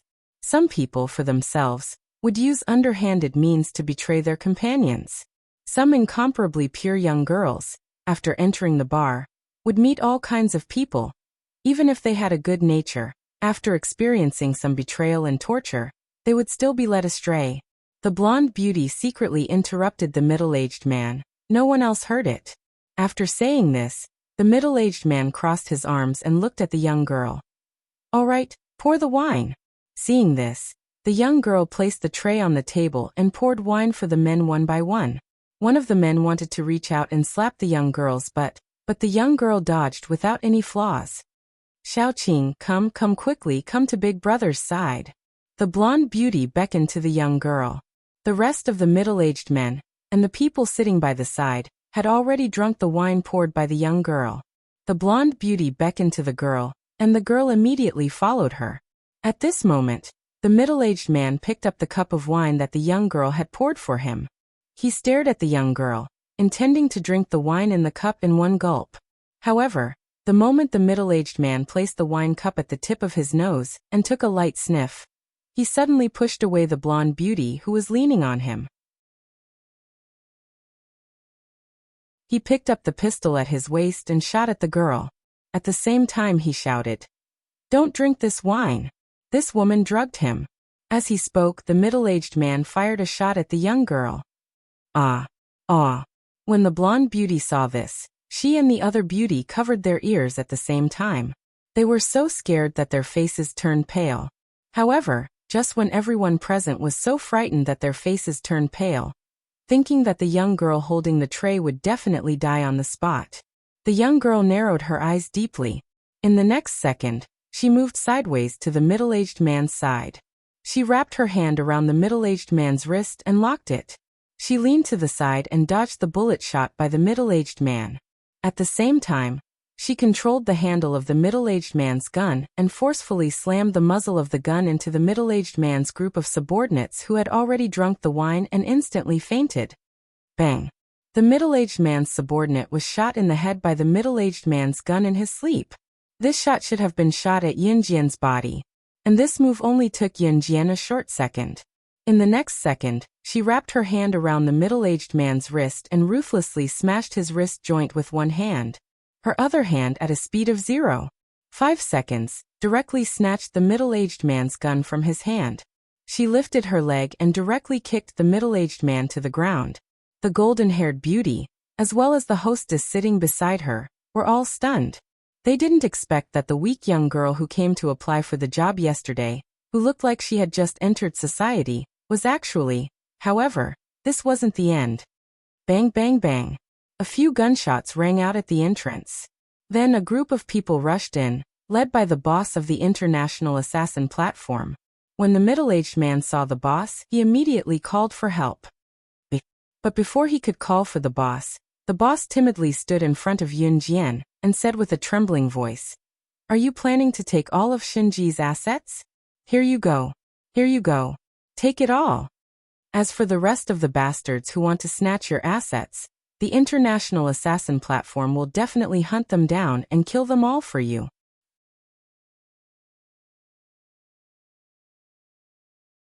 Chapter 2631. Translator. Endless Fantasy Translation Editor. Endless Fantasy Translation Translator. Endless Fantasy Translation Editor. Endless Fantasy Translation International Secret Assassin Website. These words represented the absolute power and status they held in Country J. Country J's economy was not developed, and its geographical location was bad. It was a small country that could easily conquer a powerful country, but was too lazy to even make a move due to its bad geographical location.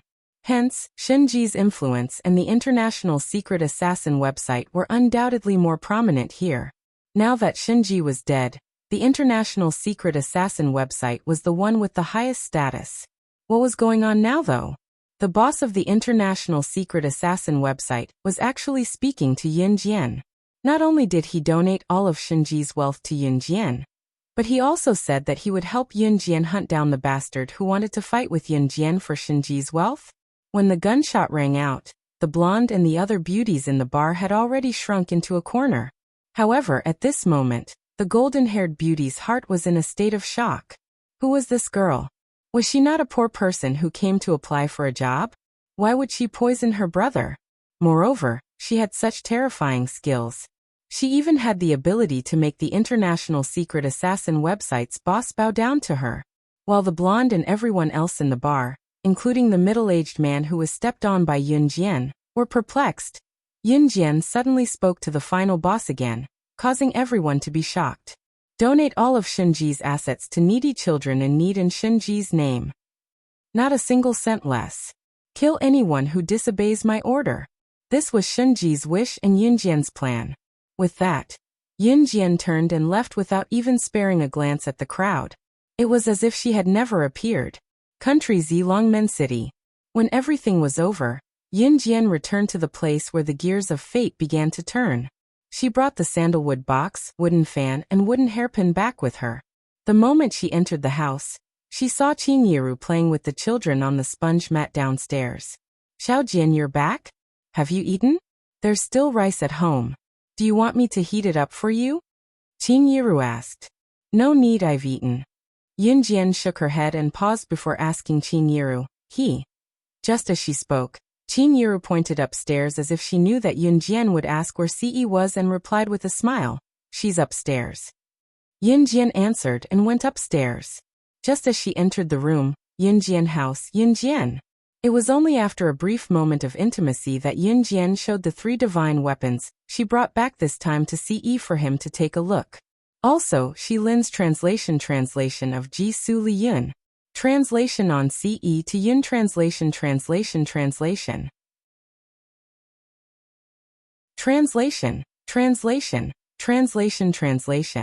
Translation Yun translation Lin Lu translation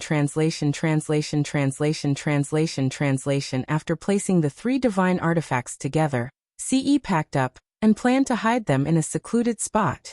Just as Ce was about to put the 3 divine artifacts away, a beam of light flashed from the sandalwood box and refracted into a corner of the room where the curtains were drawn. Then something surprising happened. After the 3 divine artifacts were placed together, a ball of powerful spiritual energy spiraled out of the sandalwood box and solidified, circling above the room and at the corner of the curtains. Then, a blurry figure appeared in front of Yun Jian and Ce. And the owner of that projection was none other than the owner of that phantom, Xingfeng. Translator. Atlas Studios Editor. Atlas Studios.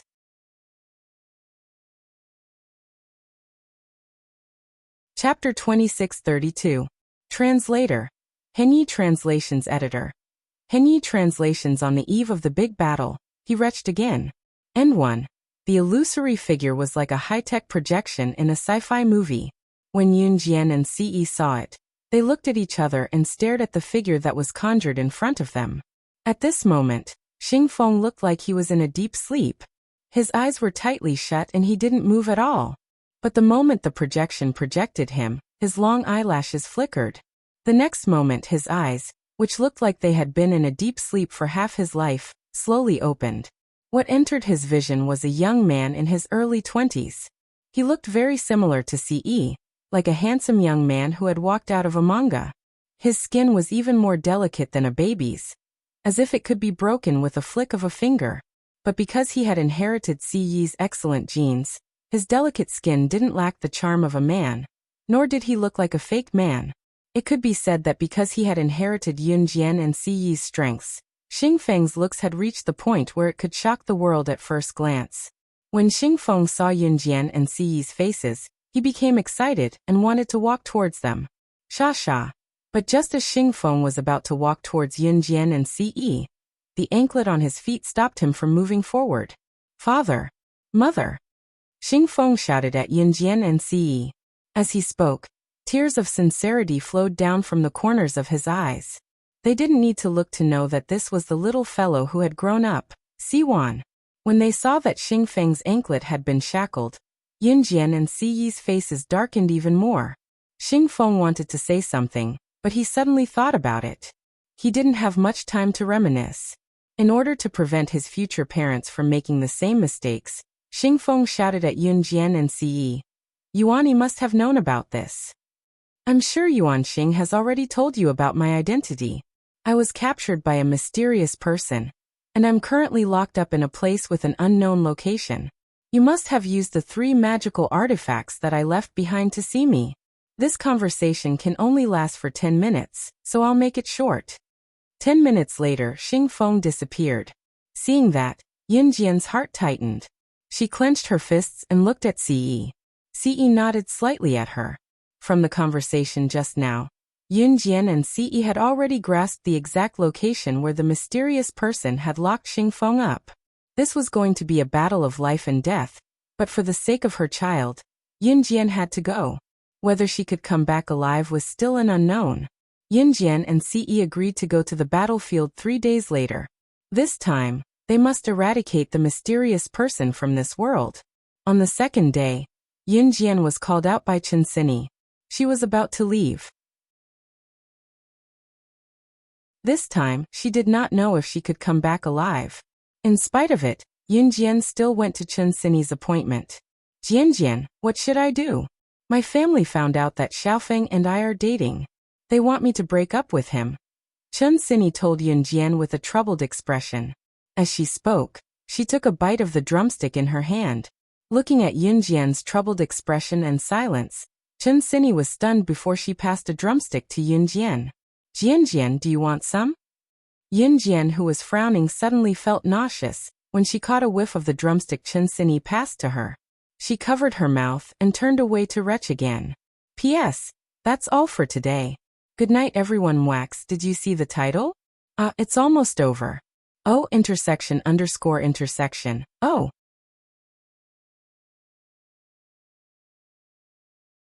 Chapter 26:33. Jianjian, what's wrong? Does your stomach hurt? Seeing that Yunjian had turned her head to the side abruptly like she was agitated by something and started retching, Qinsini stood up quickly and strode to Yunjian's seat, patting Yunjian's back with a worried frown. I'm fine. Yunjian took Qinsini's hand, but her heart skipped a beat. Ever since she gave birth to the little boy and girl, she knew how to use contraception when they did it together. She was no longer the inexperienced little girl who knew how to protect herself. She would not repeat the mistake of being tricked by the mysterious person because she did not know that she was pregnant. Jianjian, you're not pregnant again, are you? Qinsini suddenly recalled Yunjian's symptoms. Qinsini was studying medicine in university. Although she had yet to graduate, she would have chosen this major for nothing if she did not know the general knowledge as a future doctor. Yunjian's hands froze when she heard Qinsini's words. Qinsini waved at Yunjian, as if she had forgotten her worries. She pulled Yunjian's hand with a smile and pressed her index and middle fingers on Yunjian's wrist like an experienced Chinese physician, pinching the joints of Yunjian's wrist gently. Let me take a look. Your pulse is... your pulse is jumping nonstop. I think it's very likely that you're pregnant. Jian, you can't go wrong trusting me. I'm from a medical school after all. The scene changed to the outpatient room of Longmen City People's Hospital. Your symptoms are due to the oily food you've been eating recently. You must have swallowed it without chewing carefully, right? Write more bland things these few days. Remember, you must chew and swallow slowly when you eat next time. Here is the medical record. You can prescribe the medicine now. The doctor in the outpatient room, who was wearing a pair of heavy, thick and cumbersome glasses, reached out his right hand and gently lifted his glasses frame. He pushed the medical record book to Yun Jian with his left hand. Chun Sini pursed her lips as she stood at the side, pursing her lips. She had some skills. Chun Sini wanted to inherit the old profession passed down from her ancestors, so she chose to major in medicine.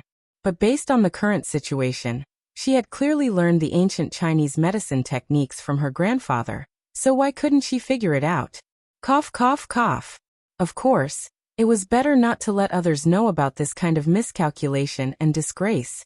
After all, she was determined to become a famous doctor in the future. Chun Sini and Yun Jian took the medicine and walked out of the hospital. These days, Yun Jian indeed had no appetite, so when she ate, she would wolf down her food and finish it carelessly. It was only when Ce was around that she would chew slowly. As soon as he walked out of the hospital, he saw two people walking towards him. It was Zhang Xiaofeng and Ling Yichen. Sini, why are you in the hospital? Are you hurt? Or? Zhang Xiaofeng asked Chun Sini loudly just as he walked over. They had not seen each other for a few days as they were forced to separate by their families. It's not me, it's Jian. Chun Sini mumbled. Are you okay? Ling Yichen, who stood beside Zhang Xiaofeng, scratched his head and asked in a friendly manner as a friend. I'm fine. Yun Jian shook her head. Jian, you must take good care of yourself. The doctor said that if you don't take good care of your stomach, you'll have major problems in the future. Chun Sini looked at Yun Jian worriedly.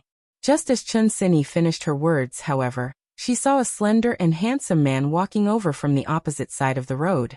He was still incomparably handsome, but at this moment, there was a trace of gloominess on his handsome face. It was Ce. When Ce walked over with his long strides, he seemed to have heard some important news as he grabbed Yun Jian's wrist and dragged her away with a look that those who did not know better would think that he was a domestic abuser who was about to abuse his wife. His actions startled two elderly people who were about to walk out of the hospital, while supporting each other in their hospital gowns. They rushed over to hold Ce back. Hey young man, let's talk nicely. You can't hit a woman. Let go. Let go.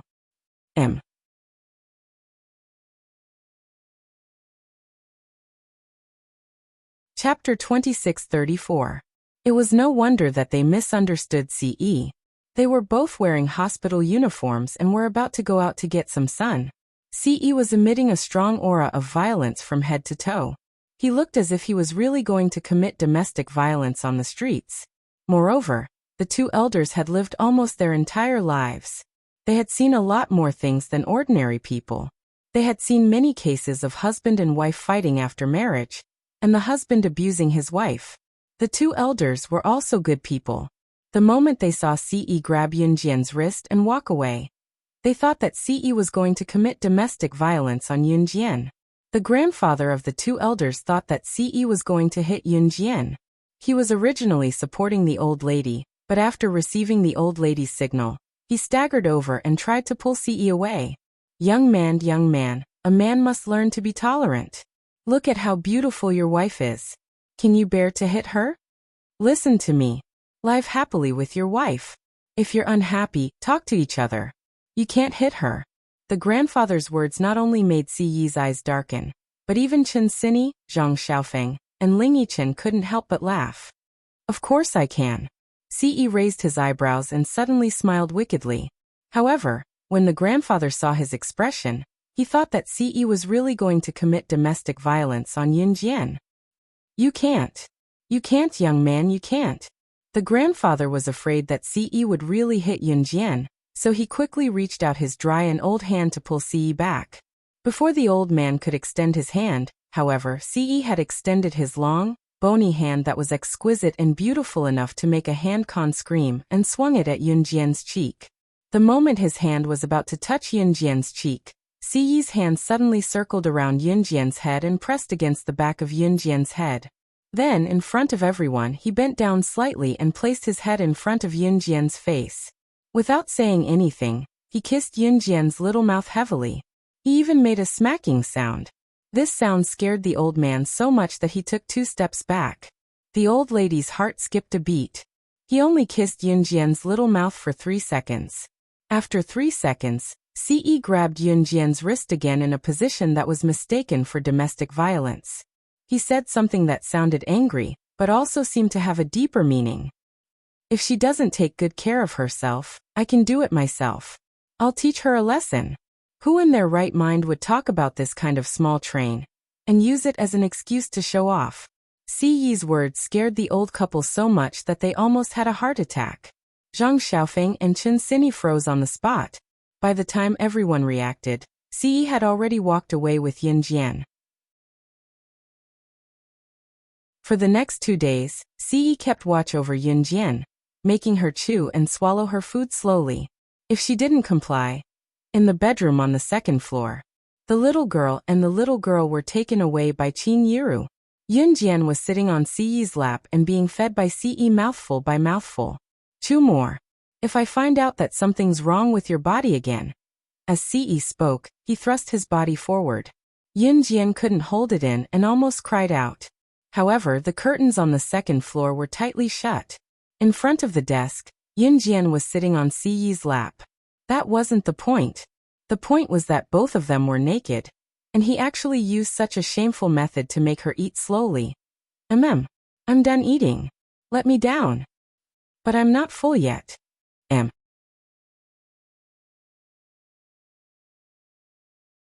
Chapter 26-35. Translator. Endless Fantasy Translation Editor. Endless Fantasy Translation. Page 1/1.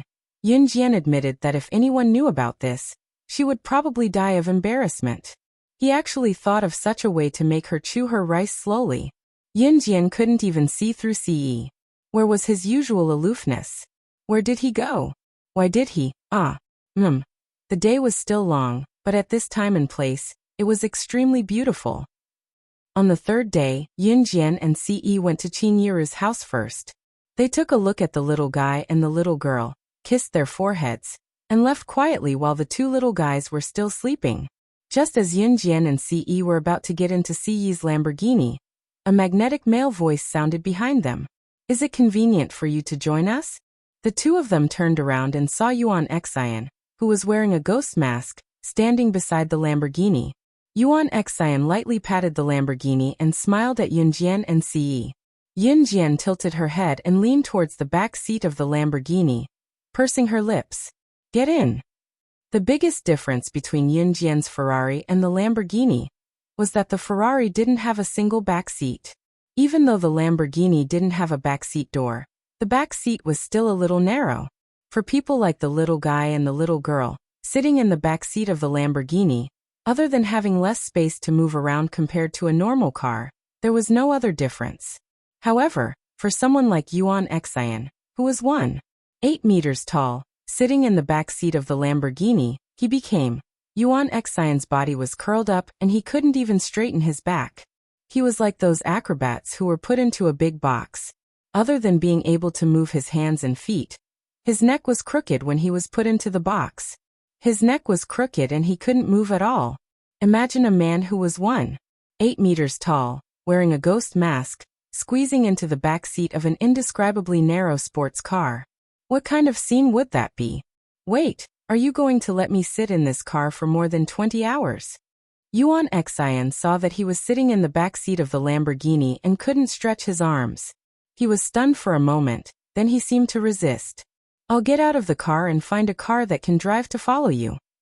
Yuan Xian rolled his eyes. Even though the Lamborghini had a back seat, because the structure of the Lamborghini translation, the back seat wasn't suitable because of the design of the car. The translation. If Yuan Xian wanted to get out, He would step on the driver's seat and the passenger seat. Once you're in the car, you're not allowed to get out. Yin Jian, who was sitting in the passenger seat, smiled evilly. As if responding to Yin Jian's words, Ce locked the door, and the car sped to the road at the fastest speed. In the next second, he disappeared from where he stood. Only Yuan Xian was left to roar in exasperation. No wonder my father said that you two are simply demons. Demons. Ce drove for more than 20 hours, overtaking countless cars on the way, and finally arrived at the destination. Yuan Xian's back was hunched when he got out of the car. It's here. Yin Jian pointed to a forest on the side of the road and said. Since they had arrived at the destination, Yuan Xian's eyes began to darken. I don't know how to get there, but there must be someone strange nearby. As long as we find the person, we can find the way to the future. Yes, they were going to the future world. Because the mysterious man came here from the future world. Translator. Transin editor. Transin.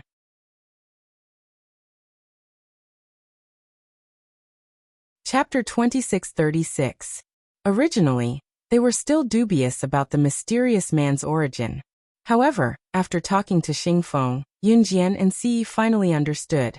They understood what even Yuan Jin did not know. This matter was very complicated. It was not a coincidence that Xingfeng and Yuan Jin could come here from the future world. After all, Yun Jian and Ce were so powerful, but they could not travel through time. Yuan Jin could open the space-time door because there was a strange power in the depths of this forest. As long as you had a little bit of spiritual power, you could open the space-time door. Only the powerful could control the space-time you wanted to go to. Xingfeng had strong spiritual energy, so he was able to control himself from losing control. However, Yun Jian and Ce could not find the mysterious man's hiding place because the mysterious man was not from this world. Like Xingfeng, he came from the future. However, before the mysterious man became a mysterious man, he was just a very ordinary person. In other words, in the future world, the mysterious man traveled to the era before the dominator of the deity continent was born. No matter how many years had passed, he could always return to the original time of the future world. If one wanted to say that Yun Jian and Ce could find the mysterious man in the present world and kill him before he became a mysterious man, it was indeed possible. If they could find him in the present world and kill him before he became a mysterious man, then everything about the mysterious man traveling through time and space to the deity continent, and what happened later would not have happened. However, the mysterious man was very cunning. He seemed to have known that his identity would be exposed, so he always showed up in a black robe. No matter how powerful Yun Jian and Ce were, they could not find out what kind of existence the mysterious man was on Earth before he became a mysterious man. Therefore, in order to find the root of everything, they had to go to the future world. Only then could they solve all the mysteries and kill the mysterious man completely. I'll go ask around and see if anyone who knows where to go in and out of this forest has noticed anything unusual. Yuan Lin reached out his hand and shook his head from left to right. The bones on his pillow made a cracking sound. Okay. Yin Jian nodded. Hearing this, Yuan Jin walked to the nearby village. This was a foreign country, a border area that did not belong to any country. The people who lived here lived in tribes, and they all lived in thatched huts. There was no other name for this forest. For the time being, it was called the Space-Time Forest. 15 minutes later, Yuan Jin came back with the residents of a nearby village. When the residents of this village arrived, the village chief said, "Something strange is indeed happening here. Oh, the forest near us. It's been very safe since ancient times. There are no wild beasts and everyone goes into the forest to chop firewood. But last week, a Hui went into the forest and never came back.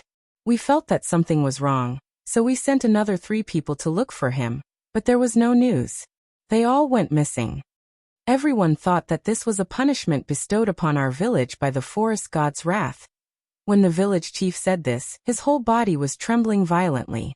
But as soon as he finished speaking, a villager suddenly ran out from the side and shouted loudly in a frightened voice. "What's wrong?" Village chief. I found a Hui and the others near the forest. They were all covered in blood and were left on the outskirts of the forest.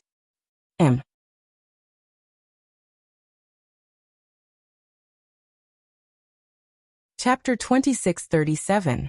Originally, they were still dubious about the mysterious man's origin. However, after talking to Xingfeng, Yunjian and Si finally understood. They understood what even Yuan Jin did not know. This matter was very complicated. It was not a coincidence that Xingfeng and Yuan Jin could come here from the future world. After all, Yunjian and Si were so powerful, but they could not travel through time. Yuan Jin could open the space-time door, because there was a strange power in the depths of this forest. As long as you had a little bit of spiritual power, you could open the space-time door. Only the powerful could control the space-time you wanted to go to. Xingfeng had strong spiritual energy, so he was able to control himself from losing control.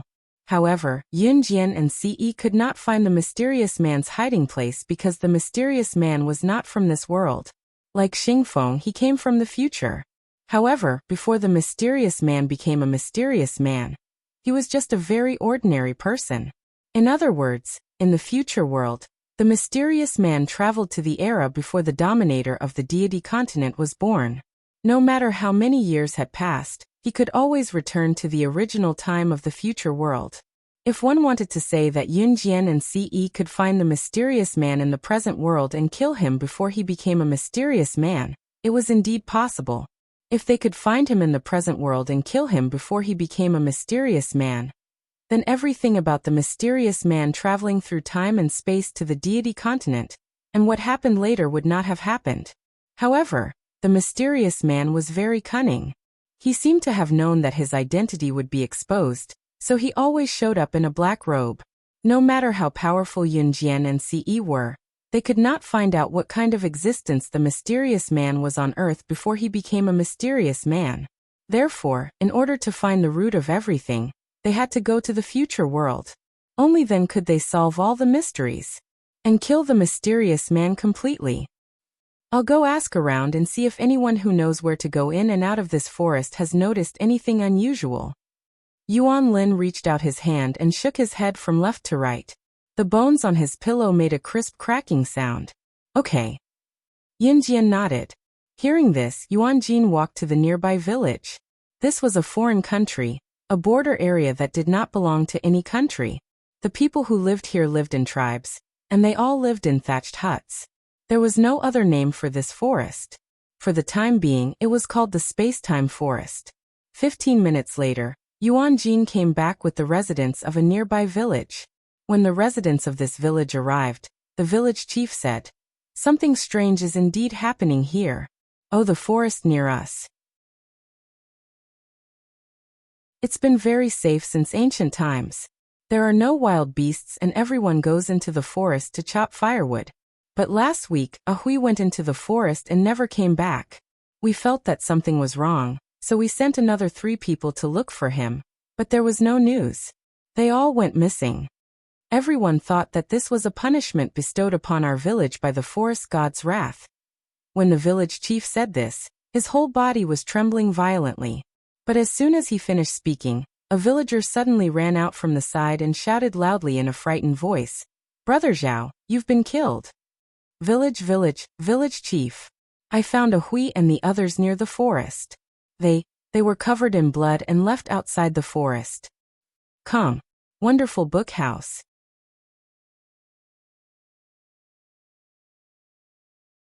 Chapter 2638. Translator. Endless Fantasy Translation Editor. Endless Fantasy Translation. Page 1/1. A group of fashionably dressed young boys and girls with hair dyed in various colors gathered together by the roadside, drinking milk tea, dating openly, going out to play and singing in the KTV. This group of fashionably dressed young boys and girls chatted with each other and came to a large KTV. They asked for a large private room and sang happily for 5 hours until 6 o'clock in the evening. Today was New Year's Eve. Most people would stay at home to enjoy the warmth of family. Or like this group of young boys and girls, they would go to the KTV with some good friends and play all night long before going home in the middle of the night. Some girls even didn't go home and stayed at their boyfriends' houses for the night. Compared to 2004, the boys and girls of this era were many times happier. Most of their families were not poor, so students who went to college were especially fun. At a certain university, a girl who was dressed like someone from the 2000s and had a black mask on her face walked out of the university. Apart from her perfect figure, she looked very ordinary. At the entrance of the university, a man who was 185 meters tall and wore matching outfits with a girl, but he wore a cap that covered his face. When he saw the girl walking out of the university, he came over to hold her hand and left the university in a low-key manner. Yes, the girl was Yunjian. The man was Ce. They found the space-time tunnel to the future in the space-time forest and opened the space-time door to the present 15 years later. That was 2019. I didn't find any unusual students in the school these 2 days, Yunjian said. She meant that she didn't find the mysterious man in the school. Now Yunjian and Ce were facing a very serious problem. In this world, they had no money or power. In other words, they didn't have the money or the power to investigate the hiding place of the mysterious man. They learned from Yuan Lin that in the future world, Yunjian and Ce were dead. He died 3 years ago, in the battle with the mysterious man in 2016. After Yunjian and Ce died together with the mysterious man in the future world, all the forces fell apart in an instant. Without their masters, all the forces began to fall. Kosha mercenaries and Hun group, and those forces led by Yunjian and Ce were all divided by the international tycoons. That was the situation in the future. But Yunjian and Ce came back. Since they came to the future world, they must change the situation and kill the mysterious man with their own hands. In this world, Xingfeng gave up his life and came back to the past to change the fate of Yunjian and Ce, who died with the mysterious man in the future. He wanted to change Yunjian and Ce. Yunyan would not let her son, Ce, see Xingfeng. She would send the mysterious man to hell in person. Ce covered his face with his cap and held Yunjian's hand. When they came to a fork in the road, they were blocked by a group of people with arms akimbo, as if they were going to fight.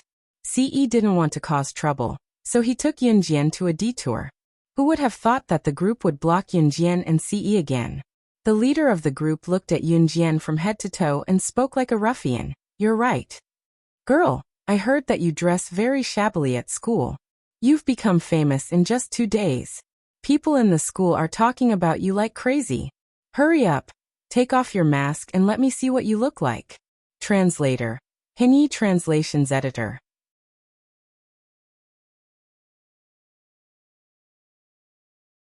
Chapter 2639. Part 1. Page 1/1. The leader of the group shook his legs. It was obvious that he wasn't a student of this university. He was most likely a hooligan. He didn't belong to any gangs. Therefore, this ruffian boy would at most drag his buddies along with him. Usually, when he was unhappy with someone, he would get into a group fight with them to show off his power. Above the black mask, Yunjian's sharp eyes flashed slightly. Seeing that Yunjian and Ce didn't say anything, the leader of the group laughed cruelly and walked over to forcefully pull off Yunjian's mask. But just as he reached out his hand, halfway through, a slender palm blocked his path. Immediately after, 2 kacha sounds of the bones in his palms breaking could be clearly heard. Ow ow! The ruffian boy screamed in pain. F***ck. Are you all just going to watch me get bullied? Go.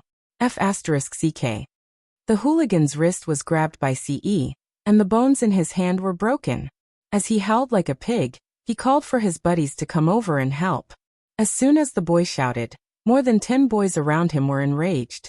They all rushed towards Yunjian and Ce to surround them. 1 minute later, more than 10 boys were thrown to the ground by Yunjian and Ce. More than 10 boys howled like pigs. In 2019, law and order were very good. When the boys led a group of people to surround Yunjian and Ce, someone had already called the police. 10 minutes later, everyone was sitting in a nearby police station. Name. A female police officer held a registration book and asked the leader of the group that surrounded Yunjian and Ce. Zhang Xiaosan. The boy touched his hand that had been broken by Ce and replied dejectedly, "Ptahahahaha." The boy, who was one of Zhang Xiaosan's close friends, couldn't help but laugh out loud the moment he heard his name. F***CK, what are you laughing at? Zhang Xiaosan glared at his brother with a dispirited look. 20 minutes later, the group left the police station.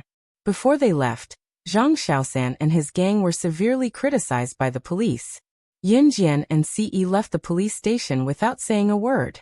At this moment, Zhang Xiaosan touched his hand and brought his men to surround them. I've never been beaten up like this in my entire life. Zhang Xiaosan brought his men and surrounded him again. This was the first thing he said. More than 10 of Zhang Xiaosan's buddies, including Zhang Xiaosan, were beaten black and blue by Yun Jian and Ce. Brother, sister, I, Xiaosan, have decided that you are my brothers. Zhang Xiaosan patted his chest with the hand that hadn't been broken by Ce and said loudly to Yin Jian and Ce. Yin Jian glanced at Zhang Xiaosan with her sharp eyes and didn't say anything. She didn't intend to pay attention to him. But Zhang Xiaosan's next words attracted Yin Jian's attention. Brother, sister. From now on you two are my ancestors. Needless to say, I, Zhang Xiaosan, have the best power in this area. If you need any help, just let me know. After he finished speaking, Yin Jian and Ce looked at each other and nodded at Zhang Xiaosan. In this era, Yin Jian and Ce had no power. Everything had to start from scratch. But as the former king, even if they started from scratch, they would still be invincible. At Yin Jian's request, Zhang Xiaosan quickly helped to search for information about the mysterious man. Book Guest House Reading Website.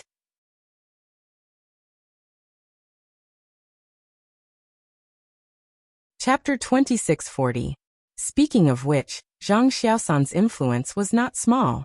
He contacted a group of his friends from various places and actually searched the entire Zhe province. Hey, I heard a piece of news. I heard that there was an abandoned teaching building near our university. There was a man in a black robe, with only a pair of dark eyes exposed. I don't know if he's the one you're looking for. Brother, sister. If you want to go, I'll lead the way for you. Zhang Xiaosan patted his shoulder and said, Let's go. Yin Jian nodded simply. Zhang Xiaosan rushed out of the door, as if he was dealing with his own business. Thank you, Xiaosan. Just as Zhang Xiaosan was about to step out of the door, Yin Jian's intimate address scared Zhang Xiaosan so much that he slipped and fell to the ground. Sister, you can call me Sansan or Zhang in the future. Can you drop the word Xiaosan? I beg you, sister. Zhang Xiaosan said with a bitter face. Yin Jian just nodded slightly and said nothing. At 7 o'clock in the evening, Yin Jian met up with Zhang Xiaosan and the others alone. Yuan Jin had some influence in this world. Ce planned to use Yuan Jin's influence to take back the forces that had been scattered by the death of Yin Jian and Ce in the future world. Needless to say, Ce really had the ability to do so, using a small force to swallow a big force. Starting from scratch, Ce would still be the king, the ruler of the divine continent, the divine emperor, because the search for the mysterious man could not be limited to Zhe province or country Z. It required connections, financial resources, and power.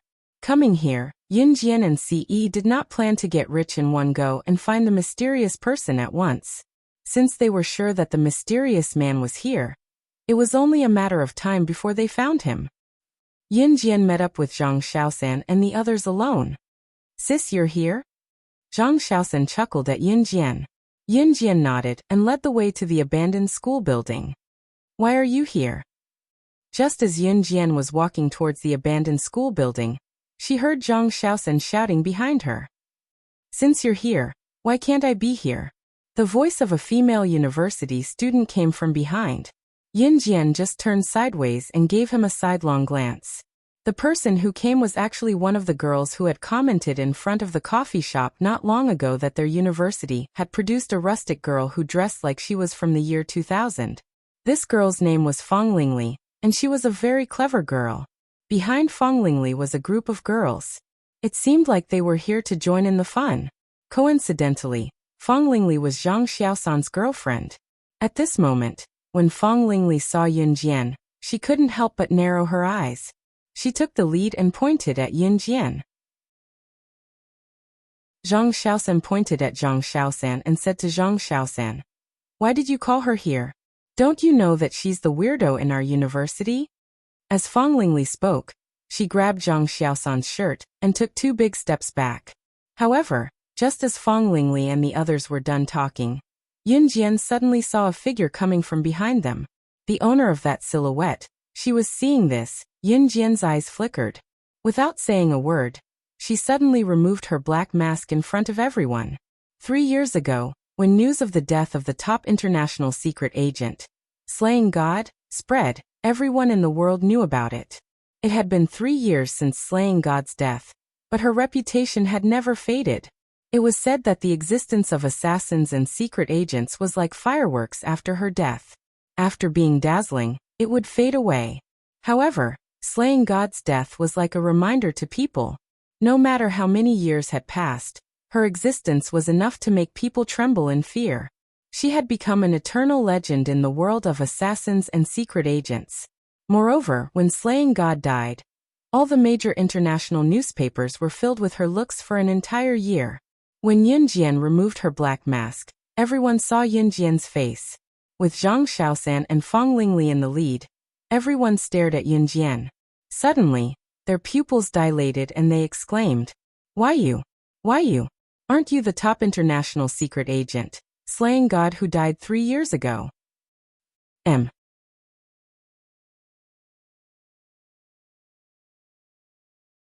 Chapter 2641. Slaying God, who had died in 2016, and was ranked number 1 on the International Secret Agent Assassin ranking. Although Fang Lingli and the rest were from the same school as Yun Jian, they had been discussing Yun Jian's looks in front of the cafe not too long ago. However, no one had actually seen Yun Jian's face before.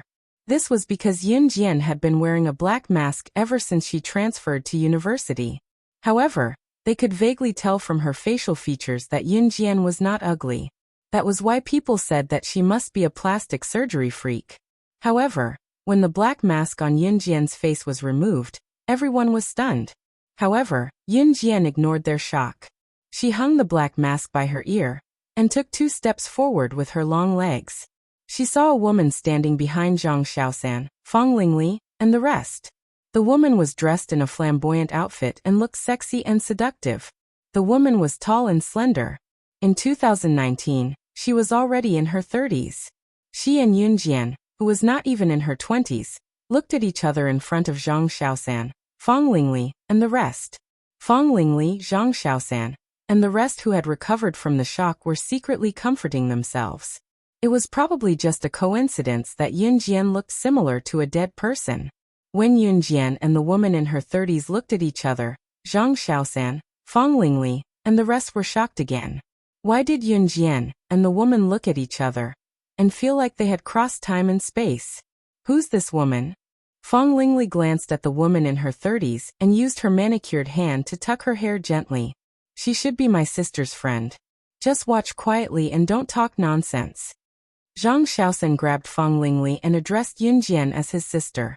Perhaps due to Yun Jian's terrifying face, Fang Lingli and the group of female university students who were with Fang Lingli kept their mouths shut. At that moment, Zhang Xiaosan and the rest of the delinquents, Fang Lingli, and the group of female university students saw Yun Jian stop when she was about 3 meters away from the woman in her 30s.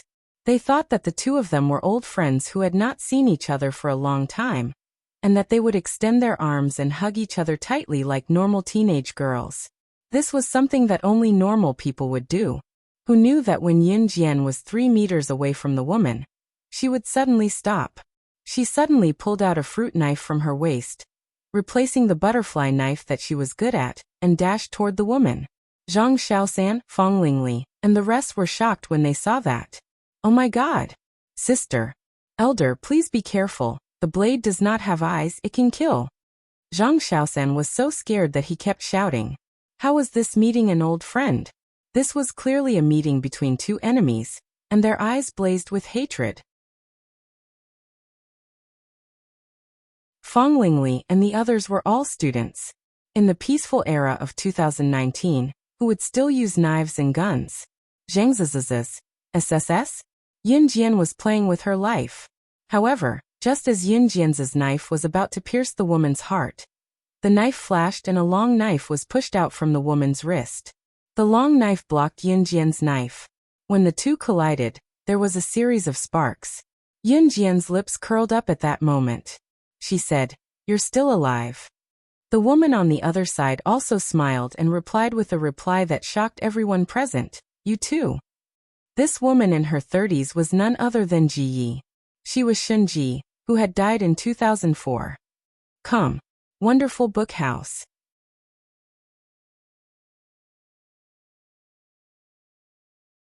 Chapter 2642. As for why Shunji was still alive in 2019. Have you ever heard of a time machine?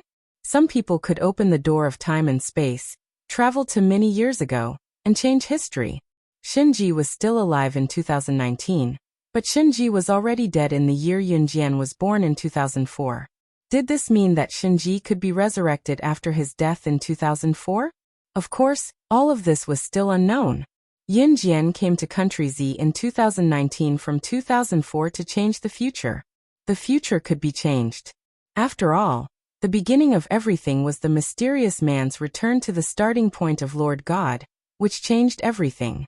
If the mysterious man had not accidentally gone to the divine continent in 2019, Yunjian, as the witch goddess, would not have been attacked, and Ce, as the immortal, would not have sacrificed his life to save her. The two of them would not have fallen to the earth. In general, this was the only point. It was the mysterious man who accidentally went to the divine continent and attacked Yunjian, and Ce and Yunjian both fell to the earth. What happened later was not much different from what Yunjian had experienced, except for the absence of the sandalwood box, wooden fan, and wooden hairpin. The only difference was that Yunjian and Ce gave birth to Si Luo. After Si Luo grew up, Yunjian and Ce died together with the mysterious man, and only Si Luo and Yuan Jin survived. By chance, Si Luo found out that the mysterious man was reborn in the era he lived in, and went to the divine continent. When the mysterious man was at large in Yunjian's era, Si Luo, who had not yet become a mysterious man, also existed in the world. However, the mysterious man only showed a pair of dark eyes, and his whole body was covered in a black robe, so Si Luo could not kill him as early as 2004, before the mysterious man found a way to go to the divine continent.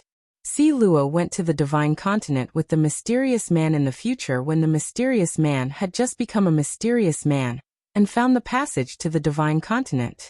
In general, Yunjian had experienced two repetitive lives. She had no impression of the first repetitive life. Everything is complicated to say, but you just need to remember one thing. From 2004, Yunjian and Ce traveled through time and space to 2019, just to find the mysterious man and kill him, so as to change the future of herself, Ce, and everyone else who perished together with the mysterious man, even if her and Ce's deaths were already a foregone conclusion. However, the future could be changed. My life is in my hands and not in the hands of the heavens. She, Yunjian, was going to defy the heavens and take control of her own luck. Inside the cafe, Yunjian put on the black mask again. Shunji also wore a hat. Zhang Xiaosan, Fang Lingli, and the others stood like bodyguards beside the table where Yunjian and Shunji were staring at each other, about 10 meters away. Shunji didn't seem to know about this. She raised her eyebrows and asked Yunjian, "So you're saying that I died in 2004? Yunjian responded softly. Shunji raised her eyebrows and looked at Yunjian. She said half-jokingly, "In my current world, you 006 are also a dead person. Do you know how shocked I was when I heard that you were dead? I can't believe you 006 will die one day." Haha. Shunji's words were a little harsh, but Yunjian knew she was joking. Yunjian pressed her lips together and asked in return, "Then it's your turn to explain why you were with the mysterious man's underling in 2004. Shunji nodded and smiled. She told Yunjian honestly, "Because I owed him a favor. But I want to know my character. I wouldn't have hurt you in the past, would I?"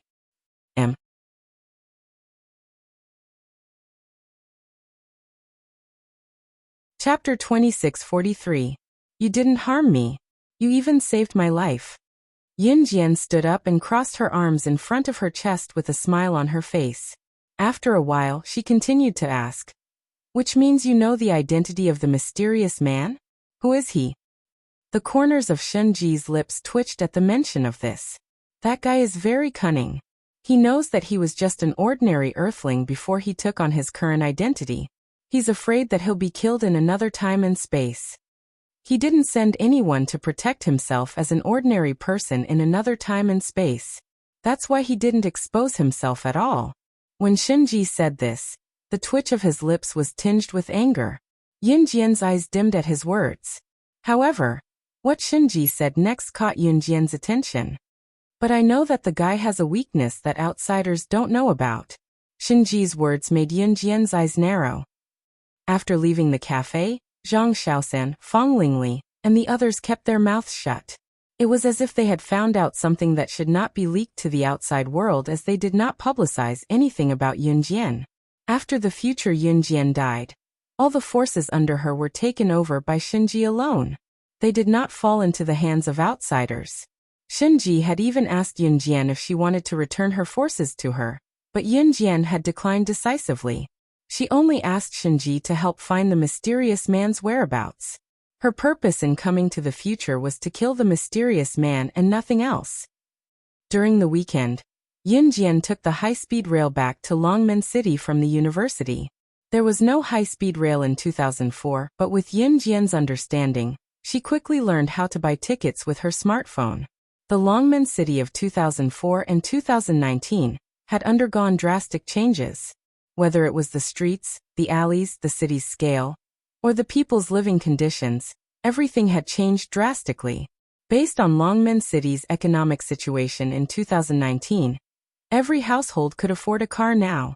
Yin Jian tightened her black mask and arrived at a familiar yet strange home, Qin Yiru's home.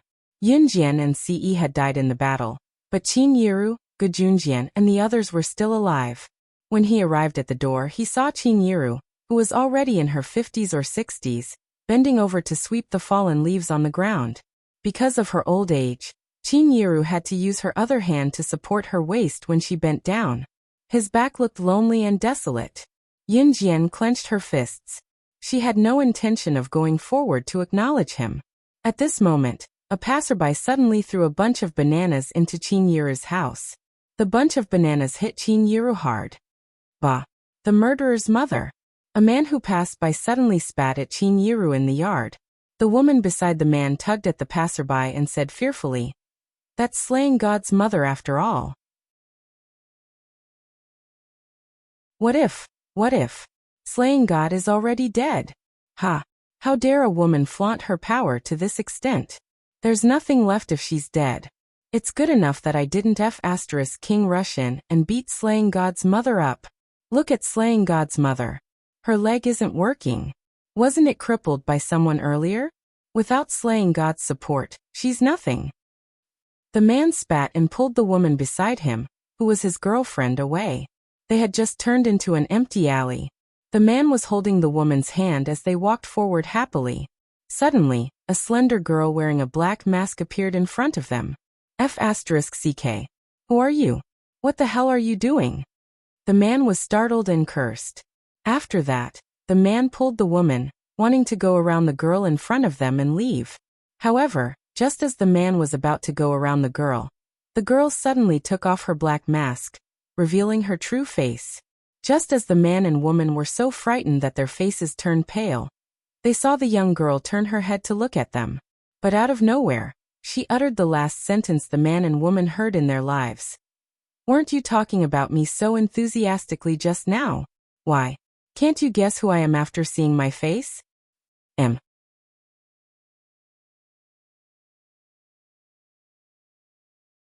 Chapter 2644. Translator, Endless Fantasy Translation Editor. Endless Fantasy Translation, Part 1, Part 2, page 1/1. Slaying. Slaying God. The man did not even have time to recover from his shock.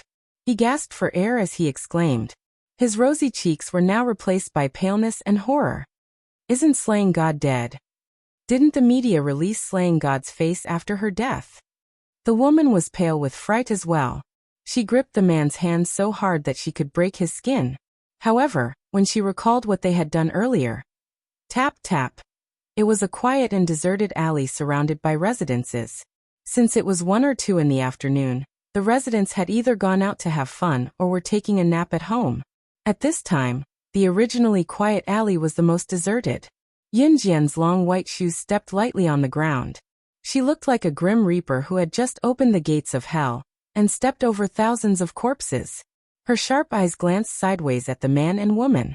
You. I'm telling you. This is a lawful society. If you dare do anything to me, me. If you dare kill me, there will be evidence left at the crime scene. This is a high-tech society. If you kill me, they'll definitely find out that you're the murderer. If you're caught, you'll be sent to jail. Lay down your knife and become a Buddha. I advise you to be kind. The man's voice was trembling as he spoke. His grip on his girlfriend's hand loosened unknowingly. Just as Yunjian was about to reach him, the man grabbed his girlfriend and hugged her tightly, trying to pull her to him. However, Yunjian handed him a piece of white paper and a black pen. Write down all the people and addresses you know who bullied Qin Yur's family, and I'll let you go. Yunjian's words made the man heave a huge sigh of relief. He quickly grabbed the black pen from Yunjian's hand and wrote down all the names and addresses he knew on the white paper. Everything I know is up there. Let's go. The man shoved the black pen and white paper back into Yunjian's hands. He pushed his girlfriend and staggered 2 steps forward. He almost lost his balance and stumbled.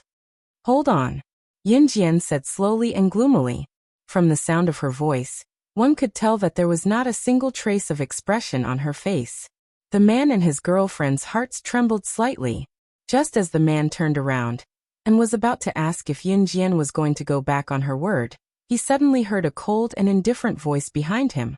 He had heard the last words in this world. You two know that I'm still alive in this world. Do you really think you can leave safely?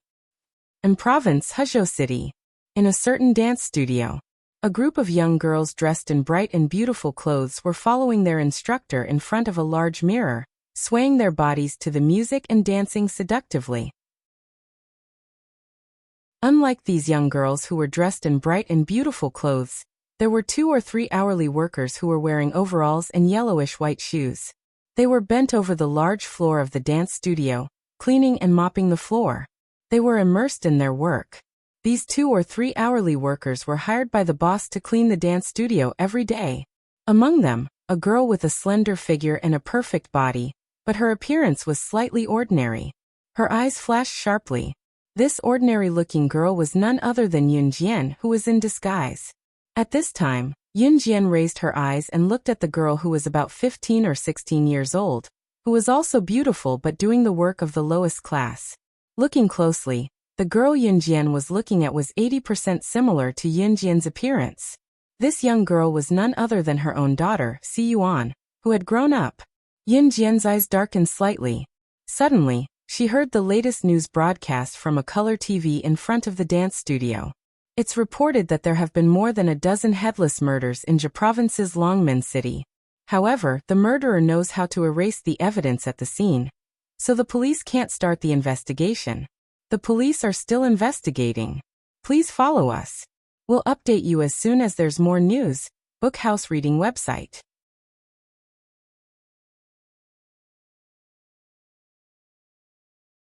Chapter 2645. Translator. Endless Fantasy Translation Editor. Endless Fantasy Translation. Part 1. Part 2. Page 1/1. After the news report came out, the other girl who was working part-time in the dance studio with Yunjian and Si Yuan wiped the sweat on her forehead and could not help grumbling to Si Yuan, who was not far away. Headless murder case. Si Yuan, I heard that your hometown is in Jia Province's Longmen City, right? Hearing this, Si Yuan's hand paused. A trace of imperceptible desolation appeared on her young but beautiful face. Si Yuan nodded gently at the part-time worker who was with her and continued to do her work without saying anything. This was the fate of Si Yuan and Si Yuan after they grew up after Yunjian and Si Yi's death. Yunjian tightened her grip on the mop, but she did not say anything. Yun Jian did not go forward to acknowledge Si Yuan as her daughter, as if something was squeezing her heart. Even if she was penniless when she first came to the future world, it was easy for Yun Jian to get rich in an instant with her ability. She also had the ability to let Si Yuan live a life of luxury immediately, but she did not plan to do so. She only planned to stay by Si Yuan's side and protect her silently before she found the mysterious man. Si Yuan was captured by the mysterious man. Yun Jian and Ce in the future world were gone. In addition, Yun Jian and Ce were not the only ones who perished together with the mysterious man back then. To Si Yuan was her only living relative other than Qin Yiru and Ge Junjian. Now, as Si Yuan's biological brother and her pillar of support, Si Yuan had left for a place where everything had yet to begin in order to change his fate. He had not returned since he left. To Si Yuan, she did not have a trustworthy friend by her side now. She had to work outside the province to make a living, which resulted in her reticent personality. There was a moment of silence after that. "Sai, I'm so tired. My mom cooked supper for me. I can go home for supper tonight." Not long after, the group of beautifully dressed young girls who were practicing in front of the mirror in the dance studio walked out. One of them stretched lazily and spoke with a relaxed expression. The girls who were dressed up were a stark contrast to Yun Jian, Si Yuan, and another worker who were sweeping the floor. The girls who were having lessons left the dance studio one after another. This meant that Yun Jian and the rest had to mop the floor of the dance studio again. Si Yuan, let's go together. At this time, a well-dressed girl came out of the dance studio and walked in front of Si Yuan. She tilted her head at Si Yuan. The girl's name was Yuan Tianqi. She came from a rich family. Yuan Tianqi was Si Yuan's friend. She and her long legs. She was wearing a short leather shorts that just short of her butt. Si Yuan's looks. Was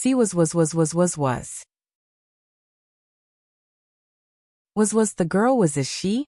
I haven't finished mopping the floor here. You can go first. Si Yuan looked like she wanted to go with Yuan Tianqi, but she paused and held the mop in her hand, refusing. I'll help you clean here. Go. Yun Jian took the mop from Si Yuan's hand and said, How can I? It's tiring for you to help me mop. Si Yuan was stunned and quickly said, Go play. Remember to go home early. Yun Jian did not say anything else. She just reminded her. The words go home early suddenly made Si Yuan want to cry. She wiped away her tears. What's wrong? Yun Jian saw Si Yuan wiping her tears and frowned slightly. Si Yuan saw this and quickly waved her hand at Yun Jian. Nothing. I just feel that you look like someone I know. Very similar. She really looks like my dear mother. The mother I want to see again.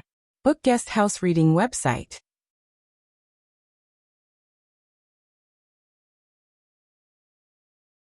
Chapter 2646. 2. Page 1/1. If she's willing to do it, just let her do it for you. Aside from Yun Jian and Si Yuan, the other hourly worker saw this scene. She walked over and stuffed the mop in Si Yuan's hand into Yun Jian's hand. As the girl who worked part-time in the dance studio like Yun Jian and Si Yuan spoke, she shoved the mop she was holding into Yun Jian's hand as well. Hey, since you're helping Si Yuan, then help me too. Help me mop the floor. Don't worry, I'll take good care of Si Yuan. The girl who worked part-time in the dance studio was smart. She knew that Yun Jian was concerned about Si Yuan, so she used the latter as an excuse. Yun Jian would definitely agree to it. Yun Jian blinked. Sure enough, when she heard this hourly worker say that she would help take care of Si Yuan, she tacitly agreed. No, I can't let her do the work of 3 people by herself. You guys go play. I'll stay and mop the floor. For some reason, Si Yuan didn't want to leave. She snatched the mop back from Yun Jian's hand and insisted on going with Yun Jian. Okay, I really don't have a choice. Tianqi, let's go together? The other hourly worker said and put on a helpless expression. Then, she climbed onto Yuan Tianqi's arm. Yuan Tianqi froze, but he still nodded. Okay. This hourly worker girl didn't come from a good family. Her family didn't have money to support her, so she came out to work when she was 15 or 16 years old. The hourly worker girl's name was Gan Suya. Yuan Tianqi and Gan Suya left. Yinjian's hand holding the mop slightly paused. She smiled from the bottom of her heart and looked at Si Yuan. Why didn't you leave? Because I can't let you be alone, Si Yuan said and took the mop from Yinjian's hand and started mopping the floor again. After saying that, she seemed to be more cheerful in front of Yinjian. Suddenly, she grinned at Yinjian. Her smile was so beautiful that it was amazing. Also, I think you look like someone. That person is my mother. As she spoke, her voice became softer and softer. In the evening, Yinjian personally sent Si Yuan to her residence and was about to leave. There was no trace of the mysterious person near the university. Yinjian had left the university and was now temporarily living in Huzhou City of An Province. Just as Yinjian was about to leave, Si Yuan suddenly asked her to stay. The girl who lives with me just moved out today. Do you want to move in with me? We can play games together, sleep, and count the stars. Before Si Yuan could finish, Yinjian agreed. Okay. In the blink of an eye, it was the end. At the end of the month, after settling her salary, Si Yuan planned to give herself a day off. Coincidentally, Yuan Tianqi and Gansuya had asked her out to play together. Si Yuan was looking forward to it very much. Si Yuan also invited Yinjian to go with her, but Yinjian refused. You must be home before 7 o'clock in the evening, Yinjian said.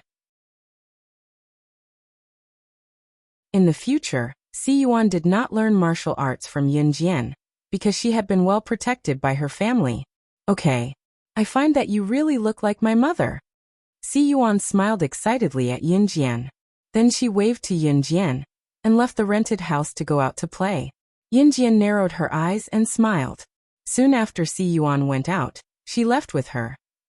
In Huzhou City of An Province, in the home of the chairman of the most famous and powerful Tianma group in the city, the Pegasus Group had opened a Pegasus nightclub in private, and the nightclub did some unscrupulous business. At this moment, in the office of the Tianma Group, a 19-year-old girl was stepping on the shoulder of the chairman of the Tianma Group, Ma Jianhang. She forced the chairman of the Tianma Group, Ma Jianhang, to kneel down in front of her and listen to her trembling. And this girl was none other than Yin Jian. Book Guest House Reading Website.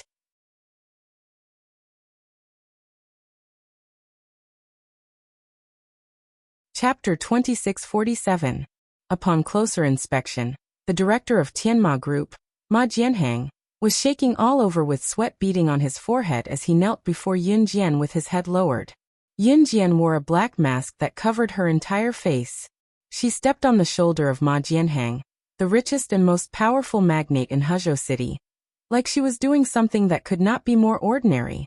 Following the recent murders in Longmen City, a young girl with the codename Soul Slayer had appeared in the underworld. It was said that the girl looked to be in her teens and wore a black mask daily. Her identity was unknown, and she was decisive in her killings, killing anyone she targeted. Ma Jianhang was unaware of Yin Jian's identity. He only knew that Yin Jian came to him because she was interested in his wealth. Whatever you've taken a fancy to from my company, please take it away. Please let me go. Please let me go. Ma Jianhang was pale with fright. He did not even know which corner Yin Jian had snuck into his office from. Once Yin Jian appeared, she threw him to the ground. There was a blade attached to the heel of her shoe that was stepping on his shoulder. The blade was pressed tightly against his neck. 50 million yuan, not a cent less. Transfer it to this card. Yin Jian tossed a bank card in front of Ma Jianhang. Ma Jianhang obediently made a phone call and asked someone to transfer the money to the bank card number. Soon, Yin Jian received 50 million yuan in her account. Once the money was in her hands, Yin Jian stomped on the bank card on the ground. The card bounced up and landed in Yin Jian's palm. Holding the card, she ground the blade under her foot into the ground and kept it without a trace. At the same time, in Pegasus nightclub, "Si Yuan, it's true. You have to believe me. It's Tianqi who recommended it. Don't you believe me? I tried it 2 days ago. I can earn at least 200 to 300 yuan a night, just by pouring drinks for people in the bar. It could even be up to 1,000 yuan. Why don't you come and work with me? This way, we won't have to work so hard to mop the floor." Gansuya dragged Si Yuan to the Pegasus nightclub. Really? Si Yuan was indeed moved. She was just a little girl who had not experienced anything. She didn't even know what a place like a bar was. Really. Moreover, as long as you accompany them to drink, you'll get a tip. Why don't you try coming here to work for a day? I promise you won't go back to mop that dirty floor again. Gansuya nodded her head like a rattledrum. She dragged Si-Yuan into the bar. On the other side, after Yunjian returned home, she did not see Si-Yuan. It was already 7:30 in the evening. She told her to go home at 7, but she was still not back at this time. Yunjian narrowed her eyes. At this time, Si-Yuan was dragged by Gansuya to change into the professional attire of the bar. It was a mini skirt, similar to what the receptionist of a bar would wear. This skirt, isn't it too short? Si-Yuan tugged at the hem of her short skirt, but it couldn't cover her beautiful white thighs. Wow. Si-Yuan, your legs are too beautiful. The big bosses will definitely like your legs very much. At this time, Yuan Tianqi led a woman who was dressed very maturely into the changing room. When Yuan Tianqi saw Si-Yuan, she exclaimed, her eyes shining. As he spoke, Yuan Tianqi even brought the maturely dressed woman behind him in front of Si-Yuan, and then introduced her. Oh right, let me introduce you. This is the person in charge of the bar. Everyone calls her Sister Hong. Si-Yuan, once you enter this industry, you'll really be drunk and won't want to be a floor sweeper for the rest of your life.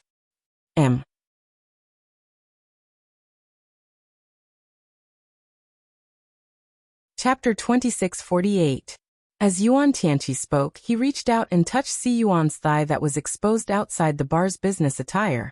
He was joking with Si-Yuan like they were best friends. Si-Yuan only gave Yuan Tianqi a small, symbolic smile, but her face was lifeless. Si-Yuan had never come into contact with this before, but her innate perception gave her a bad premonition. Quick, greet Sister Hong. Yuan Tianqi said and nudged Si-Yuan with his elbow, hinting at Si-Yuan. Thinking that greeting should be basic etiquette, Si-Yuan said to Sister Hong, "Hello, Sister Hong." Good. Good, sister. You should only be 15 or 16 years old, right? You're so beautiful. Actually, Sister Hong is only a few years older than you. When I was your age, I also came out to make a living by myself. In the future, treat this place as your home. Sister Hong will protect you. Dressed in a red cheongsam, Sister Hong walked towards Si-Yuan leisurely. She was wearing a smoky makeup and high heels that were more than 10 centimeters tall. When she walked in front of Si-Yuan, Sister Hong reached out and grabbed Si-Yuan's arm, making Si-Yuan's heart feel warm. However, Si-Yuan still took 2 steps back without a trace. Whether it was Yuan Tianqi, Gansuya, or Sister Hong, they all gave Si-Yuan a very warm feeling. But why did she still feel that being with the people in front of her wasn't as comfortable as being with Yunjian? Tick-tock, tick-tock. Si-Yuan was silent for 2 minutes. Suddenly, she heard the crisp sound of the clock turning. She raised her head and looked at the clock hanging on the wall in front of the changing room. The time on the clock was a little past 7:30. It's already 7:30. I should go home. Si-Yuan looked at the clock, turned around, and wanted to go into the changing room to take off her clothes and go home. Aya, what's the rush? Si-Yuan, no one is waiting for you to go home anyway. It's only 7 o'clock. It's still early. Let's play for a while before going back. Let Sister Hong take you to get used to your new job. Yuan Tianqi saw this and reached out to grab Si-Yuan. He even gave Gansuya a sidelong glance. Seeing this, Gansuya smiled and walked over to grab Si-Yuan, urging her to stay. That's right, play for a while before going back. We'll send you home later. Yuan Tianqi and Gansuya tried their best to persuade her to stay. In addition, Sister Hong said that this was a good job.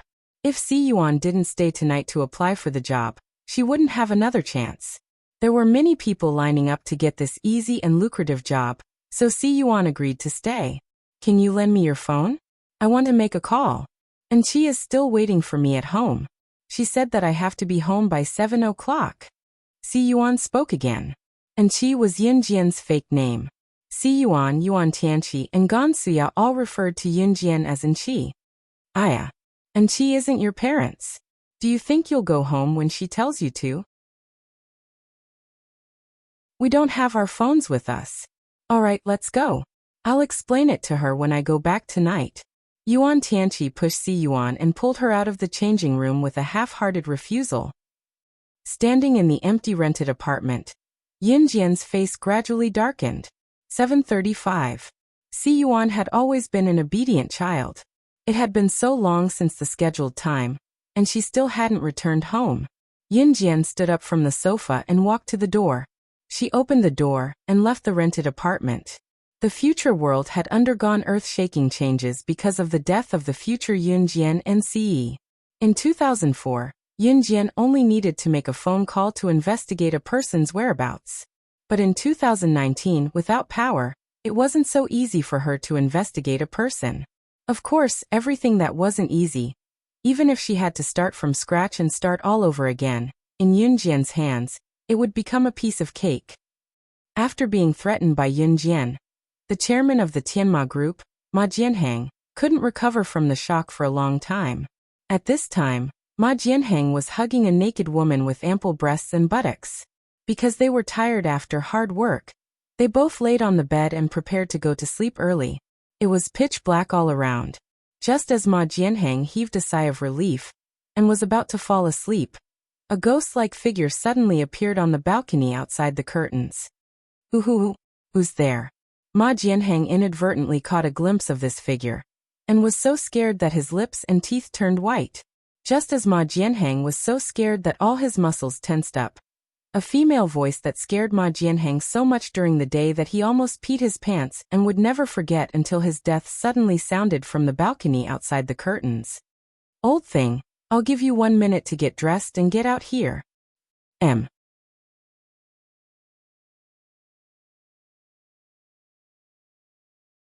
Chapter 2649. Ma Jianheng would remember this voice for the rest of his life. That woman lifted her foot, and a blade suddenly flew out of her heel. The scene of her holding it against his neck was like a decisive killer. Ma Jianheng was so scared that he jumped out of bed. He even forgot to pretend to be a gentleman in front of his mistress, and quickly put on his clothes. As he ran, he crawled to open the curtains and the balcony door.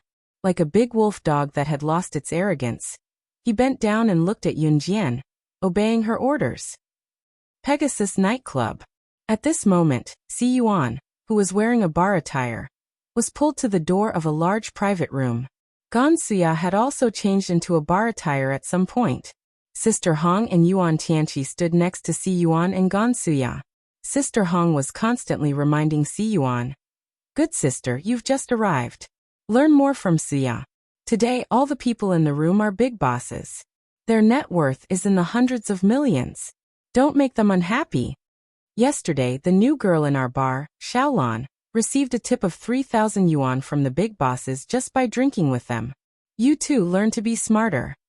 Sister Hong twisted her waist and warned them. As she spoke, Sister Hong glanced at Si Yuan and asked, "Good sister, have you been in love before?" As soon as she asked this, Sister Hong saw a trace of desolation flash through Si Yuan's eyes. After softly replying to Sister Hong, Si Yuan didn't say anything else. Si Yuan thought of Zhou Ran, who had protected her since she was young. But he had already protected her. Holding back the tears that were about to fall, Si Yuan clenched her fists and pretended to be calm. Okay, quickly go in." A different color flashed through Sister Hong's eyes. In the next second she urged her. Si Yuan turned her head and secretly wiped her tears. She pushed the door open and entered the private room with a tray of wine. Sister Hong smiled as she watched Si Yuan and Wuxia enter the private room. After the door closed, Sister Hong's smile instantly dimmed. This one already has a boyfriend. She's definitely not a virgin. Sister Hong said to Yuan Tianqi, who was standing on the side. Then if he doesn't comply later, we can directly inject him? Yuan Tianqi raised an eyebrow. And take care of this matter well. I'll give you a reward later. Hong Jia nodded towards Yuan Tianqi. She crossed her arms and looked through the door of the large private room to observe the situation inside. As soon as Si Yuan walked into the big box, her ears were ringing from the deafening noise in the box. She subconsciously took a big step back. Follow me later and don't run around. Obviously, it was not Wuxia's first time here. She moved closer to Si Yuan and whispered to her. After that, Gansuya smiled and walked towards the group of big bosses in front of her with a tray of wine. At first, Si-Yuan and Gansuya just stood aside and poured wine. Si-Yuan also naively thought that this was just a job to pour wine. But as the atmosphere became more and more lively, the big bosses sat in the private room and held up their microphones to sing loudly at the screen. As they sang, one of the big bosses, who was big and burly, reached out his hand to touch Si-Yuan's thigh. He was so big that he looked like he was 5 months pregnant. Perhaps she had inherited Yunjian and Si-Yi's excellent genes, but Si-Yuan's innate reaction speed was extremely fast. She quickly dodged the second the big boss's hand was about to touch her thigh. This move instantly attracted the big boss's dissatisfaction. "Hong!" The big boss immediately shouted. He opened his mouth and wanted to call Hong Jia, who was outside the private room, to come in. Before the word Hong could be heard, Gansuya took the opportunity to replace Si-Yuan. She turned around, endured the disgust in her heart, and sat in the big boss's seat. Gansuya took a sliced banana from the table in the private room and stuffed it into the big boss's mouth. Then she pulled her red lips. "Bossly, she is a newcomer. You are a generous person, so don't lower yourself to her level." When Gansuya was sweeping the floor in the dance studio, she was quite scheming. She knew how to take advantage of Yunjian's kindness to Si-Yuan to sweep the mop for Yunjian. But at this moment, Gansuya's action saved Si-Yuan again. It should be known that if you angered this group of big bosses, it would not be over just by quitting this job. In the future, you would have to bear the consequences in Huzhou City. "So you are a newcomer. I was wondering why you were so insensible." The bald man in his 40s or 50s, who was called Bossly, grabbed Gansuya's chest and stared straight at Si-Yuan. White Horse Nightclub, in the name of a bar. Actually, the waitresses who entered here could be taken away as long as you could pay the price. They clearly marked the price for a night.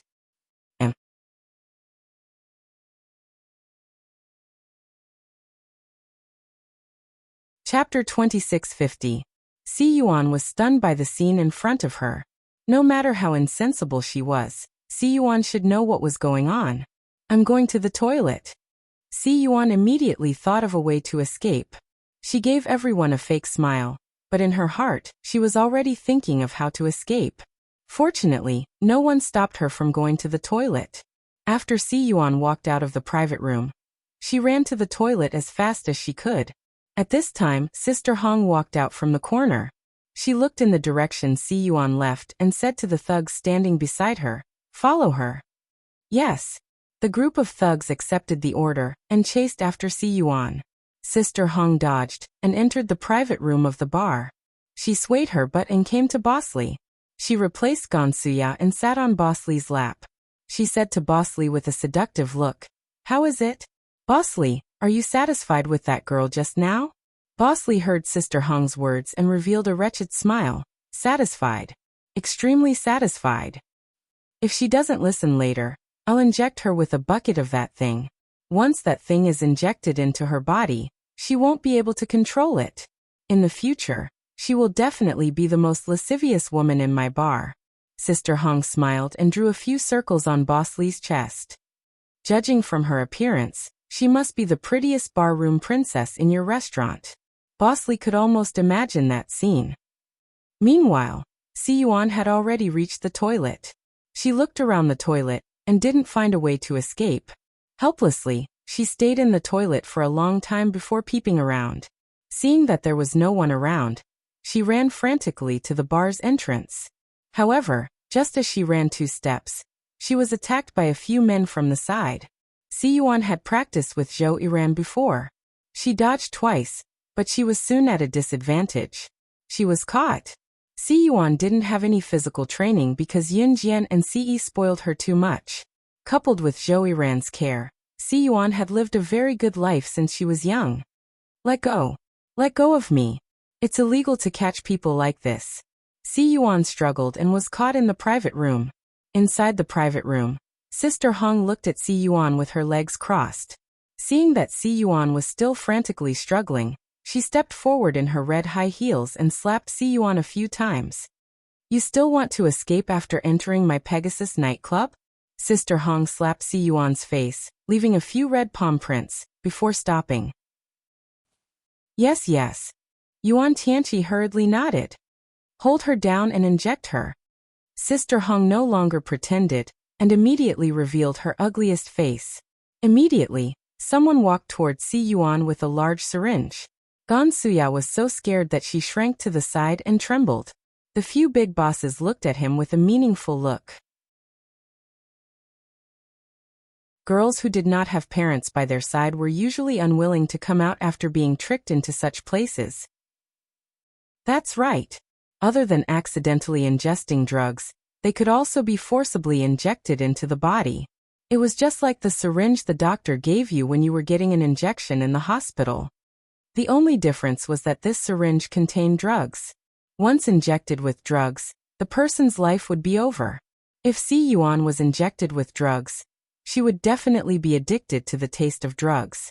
At this time, not to mention having sex with someone casually in exchange for drugs, even if she had to break her hands and feet, when the drug addiction came up, it was possible for her to do it. Forced injection of drugs. They only dared to do this because Si Yuan was an orphan. But the people around them only watched and remained silent. Some were even gloating. The big bosses were eager to make a move. They even began to discuss how they would share Si Yuan's delicacy later. Just as Sister Hong's subordinate was about to inject the drugs into Si Yuan's arm with the syringe, the door of the private room was violently smashed open. The person who was smashed into the room was a nightclub waiter. What's going on? Sister Hong's eyes moved. Just as Sister Hong's eyes flickered, a tall and slender figure stepped into the room. The moment they saw Yun Jian, Wuxia and Yuan Tianqi almost cried out in surprise. Sister Hong even muttered, "Where did this ugly girl come from?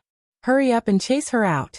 Just as she said that, Yun Jian had already made her way to Sister Hong's thug who was about to inject Si Yuan with a syringe in his hand. "Quick! Hurry up and catch her!" Sister Hong shouted when she saw this. But just as Sister Hong finished speaking, Yun Jian suddenly flipped her hands.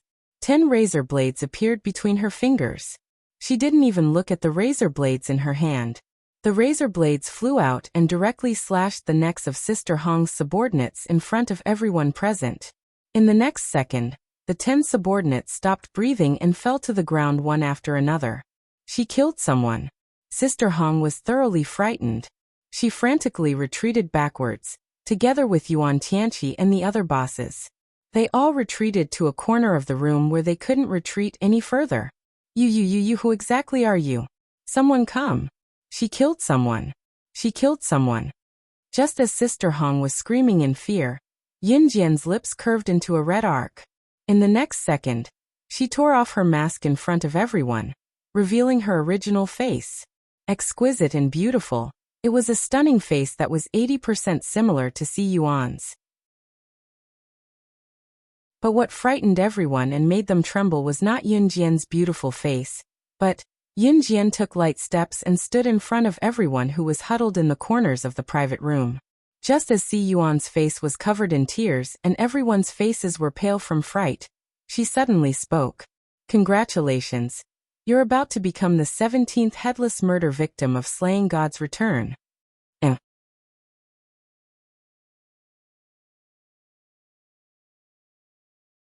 Chapter 2651. The 17th victim of the headless murder case. The headless murder case. The eerie voice that came out of Yun Jian's mouth made everyone's eyes widen. Especially when Yun Jian killed 10 living people with a blade in a single move. It was eerie and cruel. Sister Hong, Yuan Tianqi, and the few big bosses who were sitting in the room and waiting with wretched expressions for Si Yuan to be injected with drugs, and let them do whatever they wanted, were all curled up in the corners of the room. They looked like they were dying to hide in the corner of the room, so that they could escape. Headless murder case. Who are you? Yuan Tianqi's eyes bulged like a dead fish's as she glared at Yun Jian, her face pale. 2019 was the era of internet technology. In this day and age, even the slightest thing that happened could be transmitted to the internet and become popular overnight. In short, even a small matter could spread across the globe.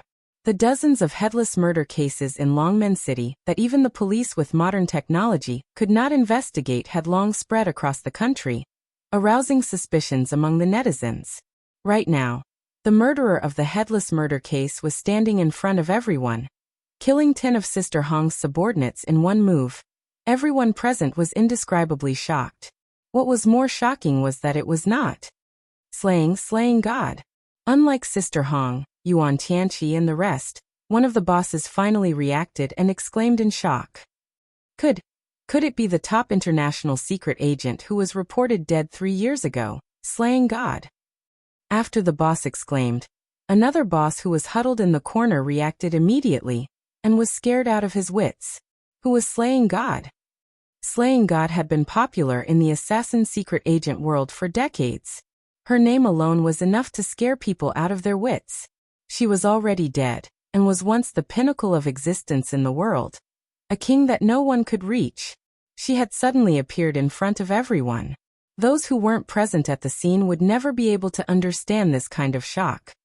We didn't see anything. We didn't see anything. We have no grudge against you. Please be magnanimous and show mercy. We can give you anything you want. Please let us go. In the private room, the most senior and most powerful boss among the group of big bosses suddenly crawled to Yun Jian from the corner of the private room like an animal, and knelt down in front of Yun Jian. This boss was the one who wanted to take advantage of Si Yuan when she first entered the room. Originally, it was as glorious as it could be, but now it was as pathetic as it could be. Yes, we have no enmity with you. Sister Hong pulled out a smile that was uglier than a crying face. Just as she was about to speak to Yun Jian. Mom. A trembling voice that was filled with disbelief and wild joy suddenly rang out. At this moment, everyone turned to look at the person who had spoken. However, Si Yuan threw herself into Yun Jian's arms and cried, Mom! I miss your mother so much. Slaying God, Mommy. Then Si Yuan is? However, slaying God looked like she was only 19 years old. What was going on? Just as Yun Jian gently placed her head on Si Yuan's head and gave it a gentle rub, she lifted her foot slightly and stepped on the head of the boss who had just pounced on her and begged for mercy. In almost a second, she stepped on the boss's head and kicked it to the right. With a gotcha sound, the boss was directly sent to hell by the strange force of the kick before he could react. Dead. To Yun Jian, this scene was as skillful as cooking, but to the crowd, it struck fear into their hearts. At the same time, Yun Jian caressed Si Yuan's head and curled her lips into a faint smile that sent everyone into the prison of death. Next, whose turn is it? You're tuning in to the Li Mei's Wuxia Whispers YouTube channel. We're so grateful for your support, and don't forget to subscribe to join us on this incredible journey through captivating stories. Your generosity through donations truly makes a world of difference, as it's the primary source of revenue that allows me to expand and enhance this channel for you. Thank you from the bottom of my heart for being a part of this adventure.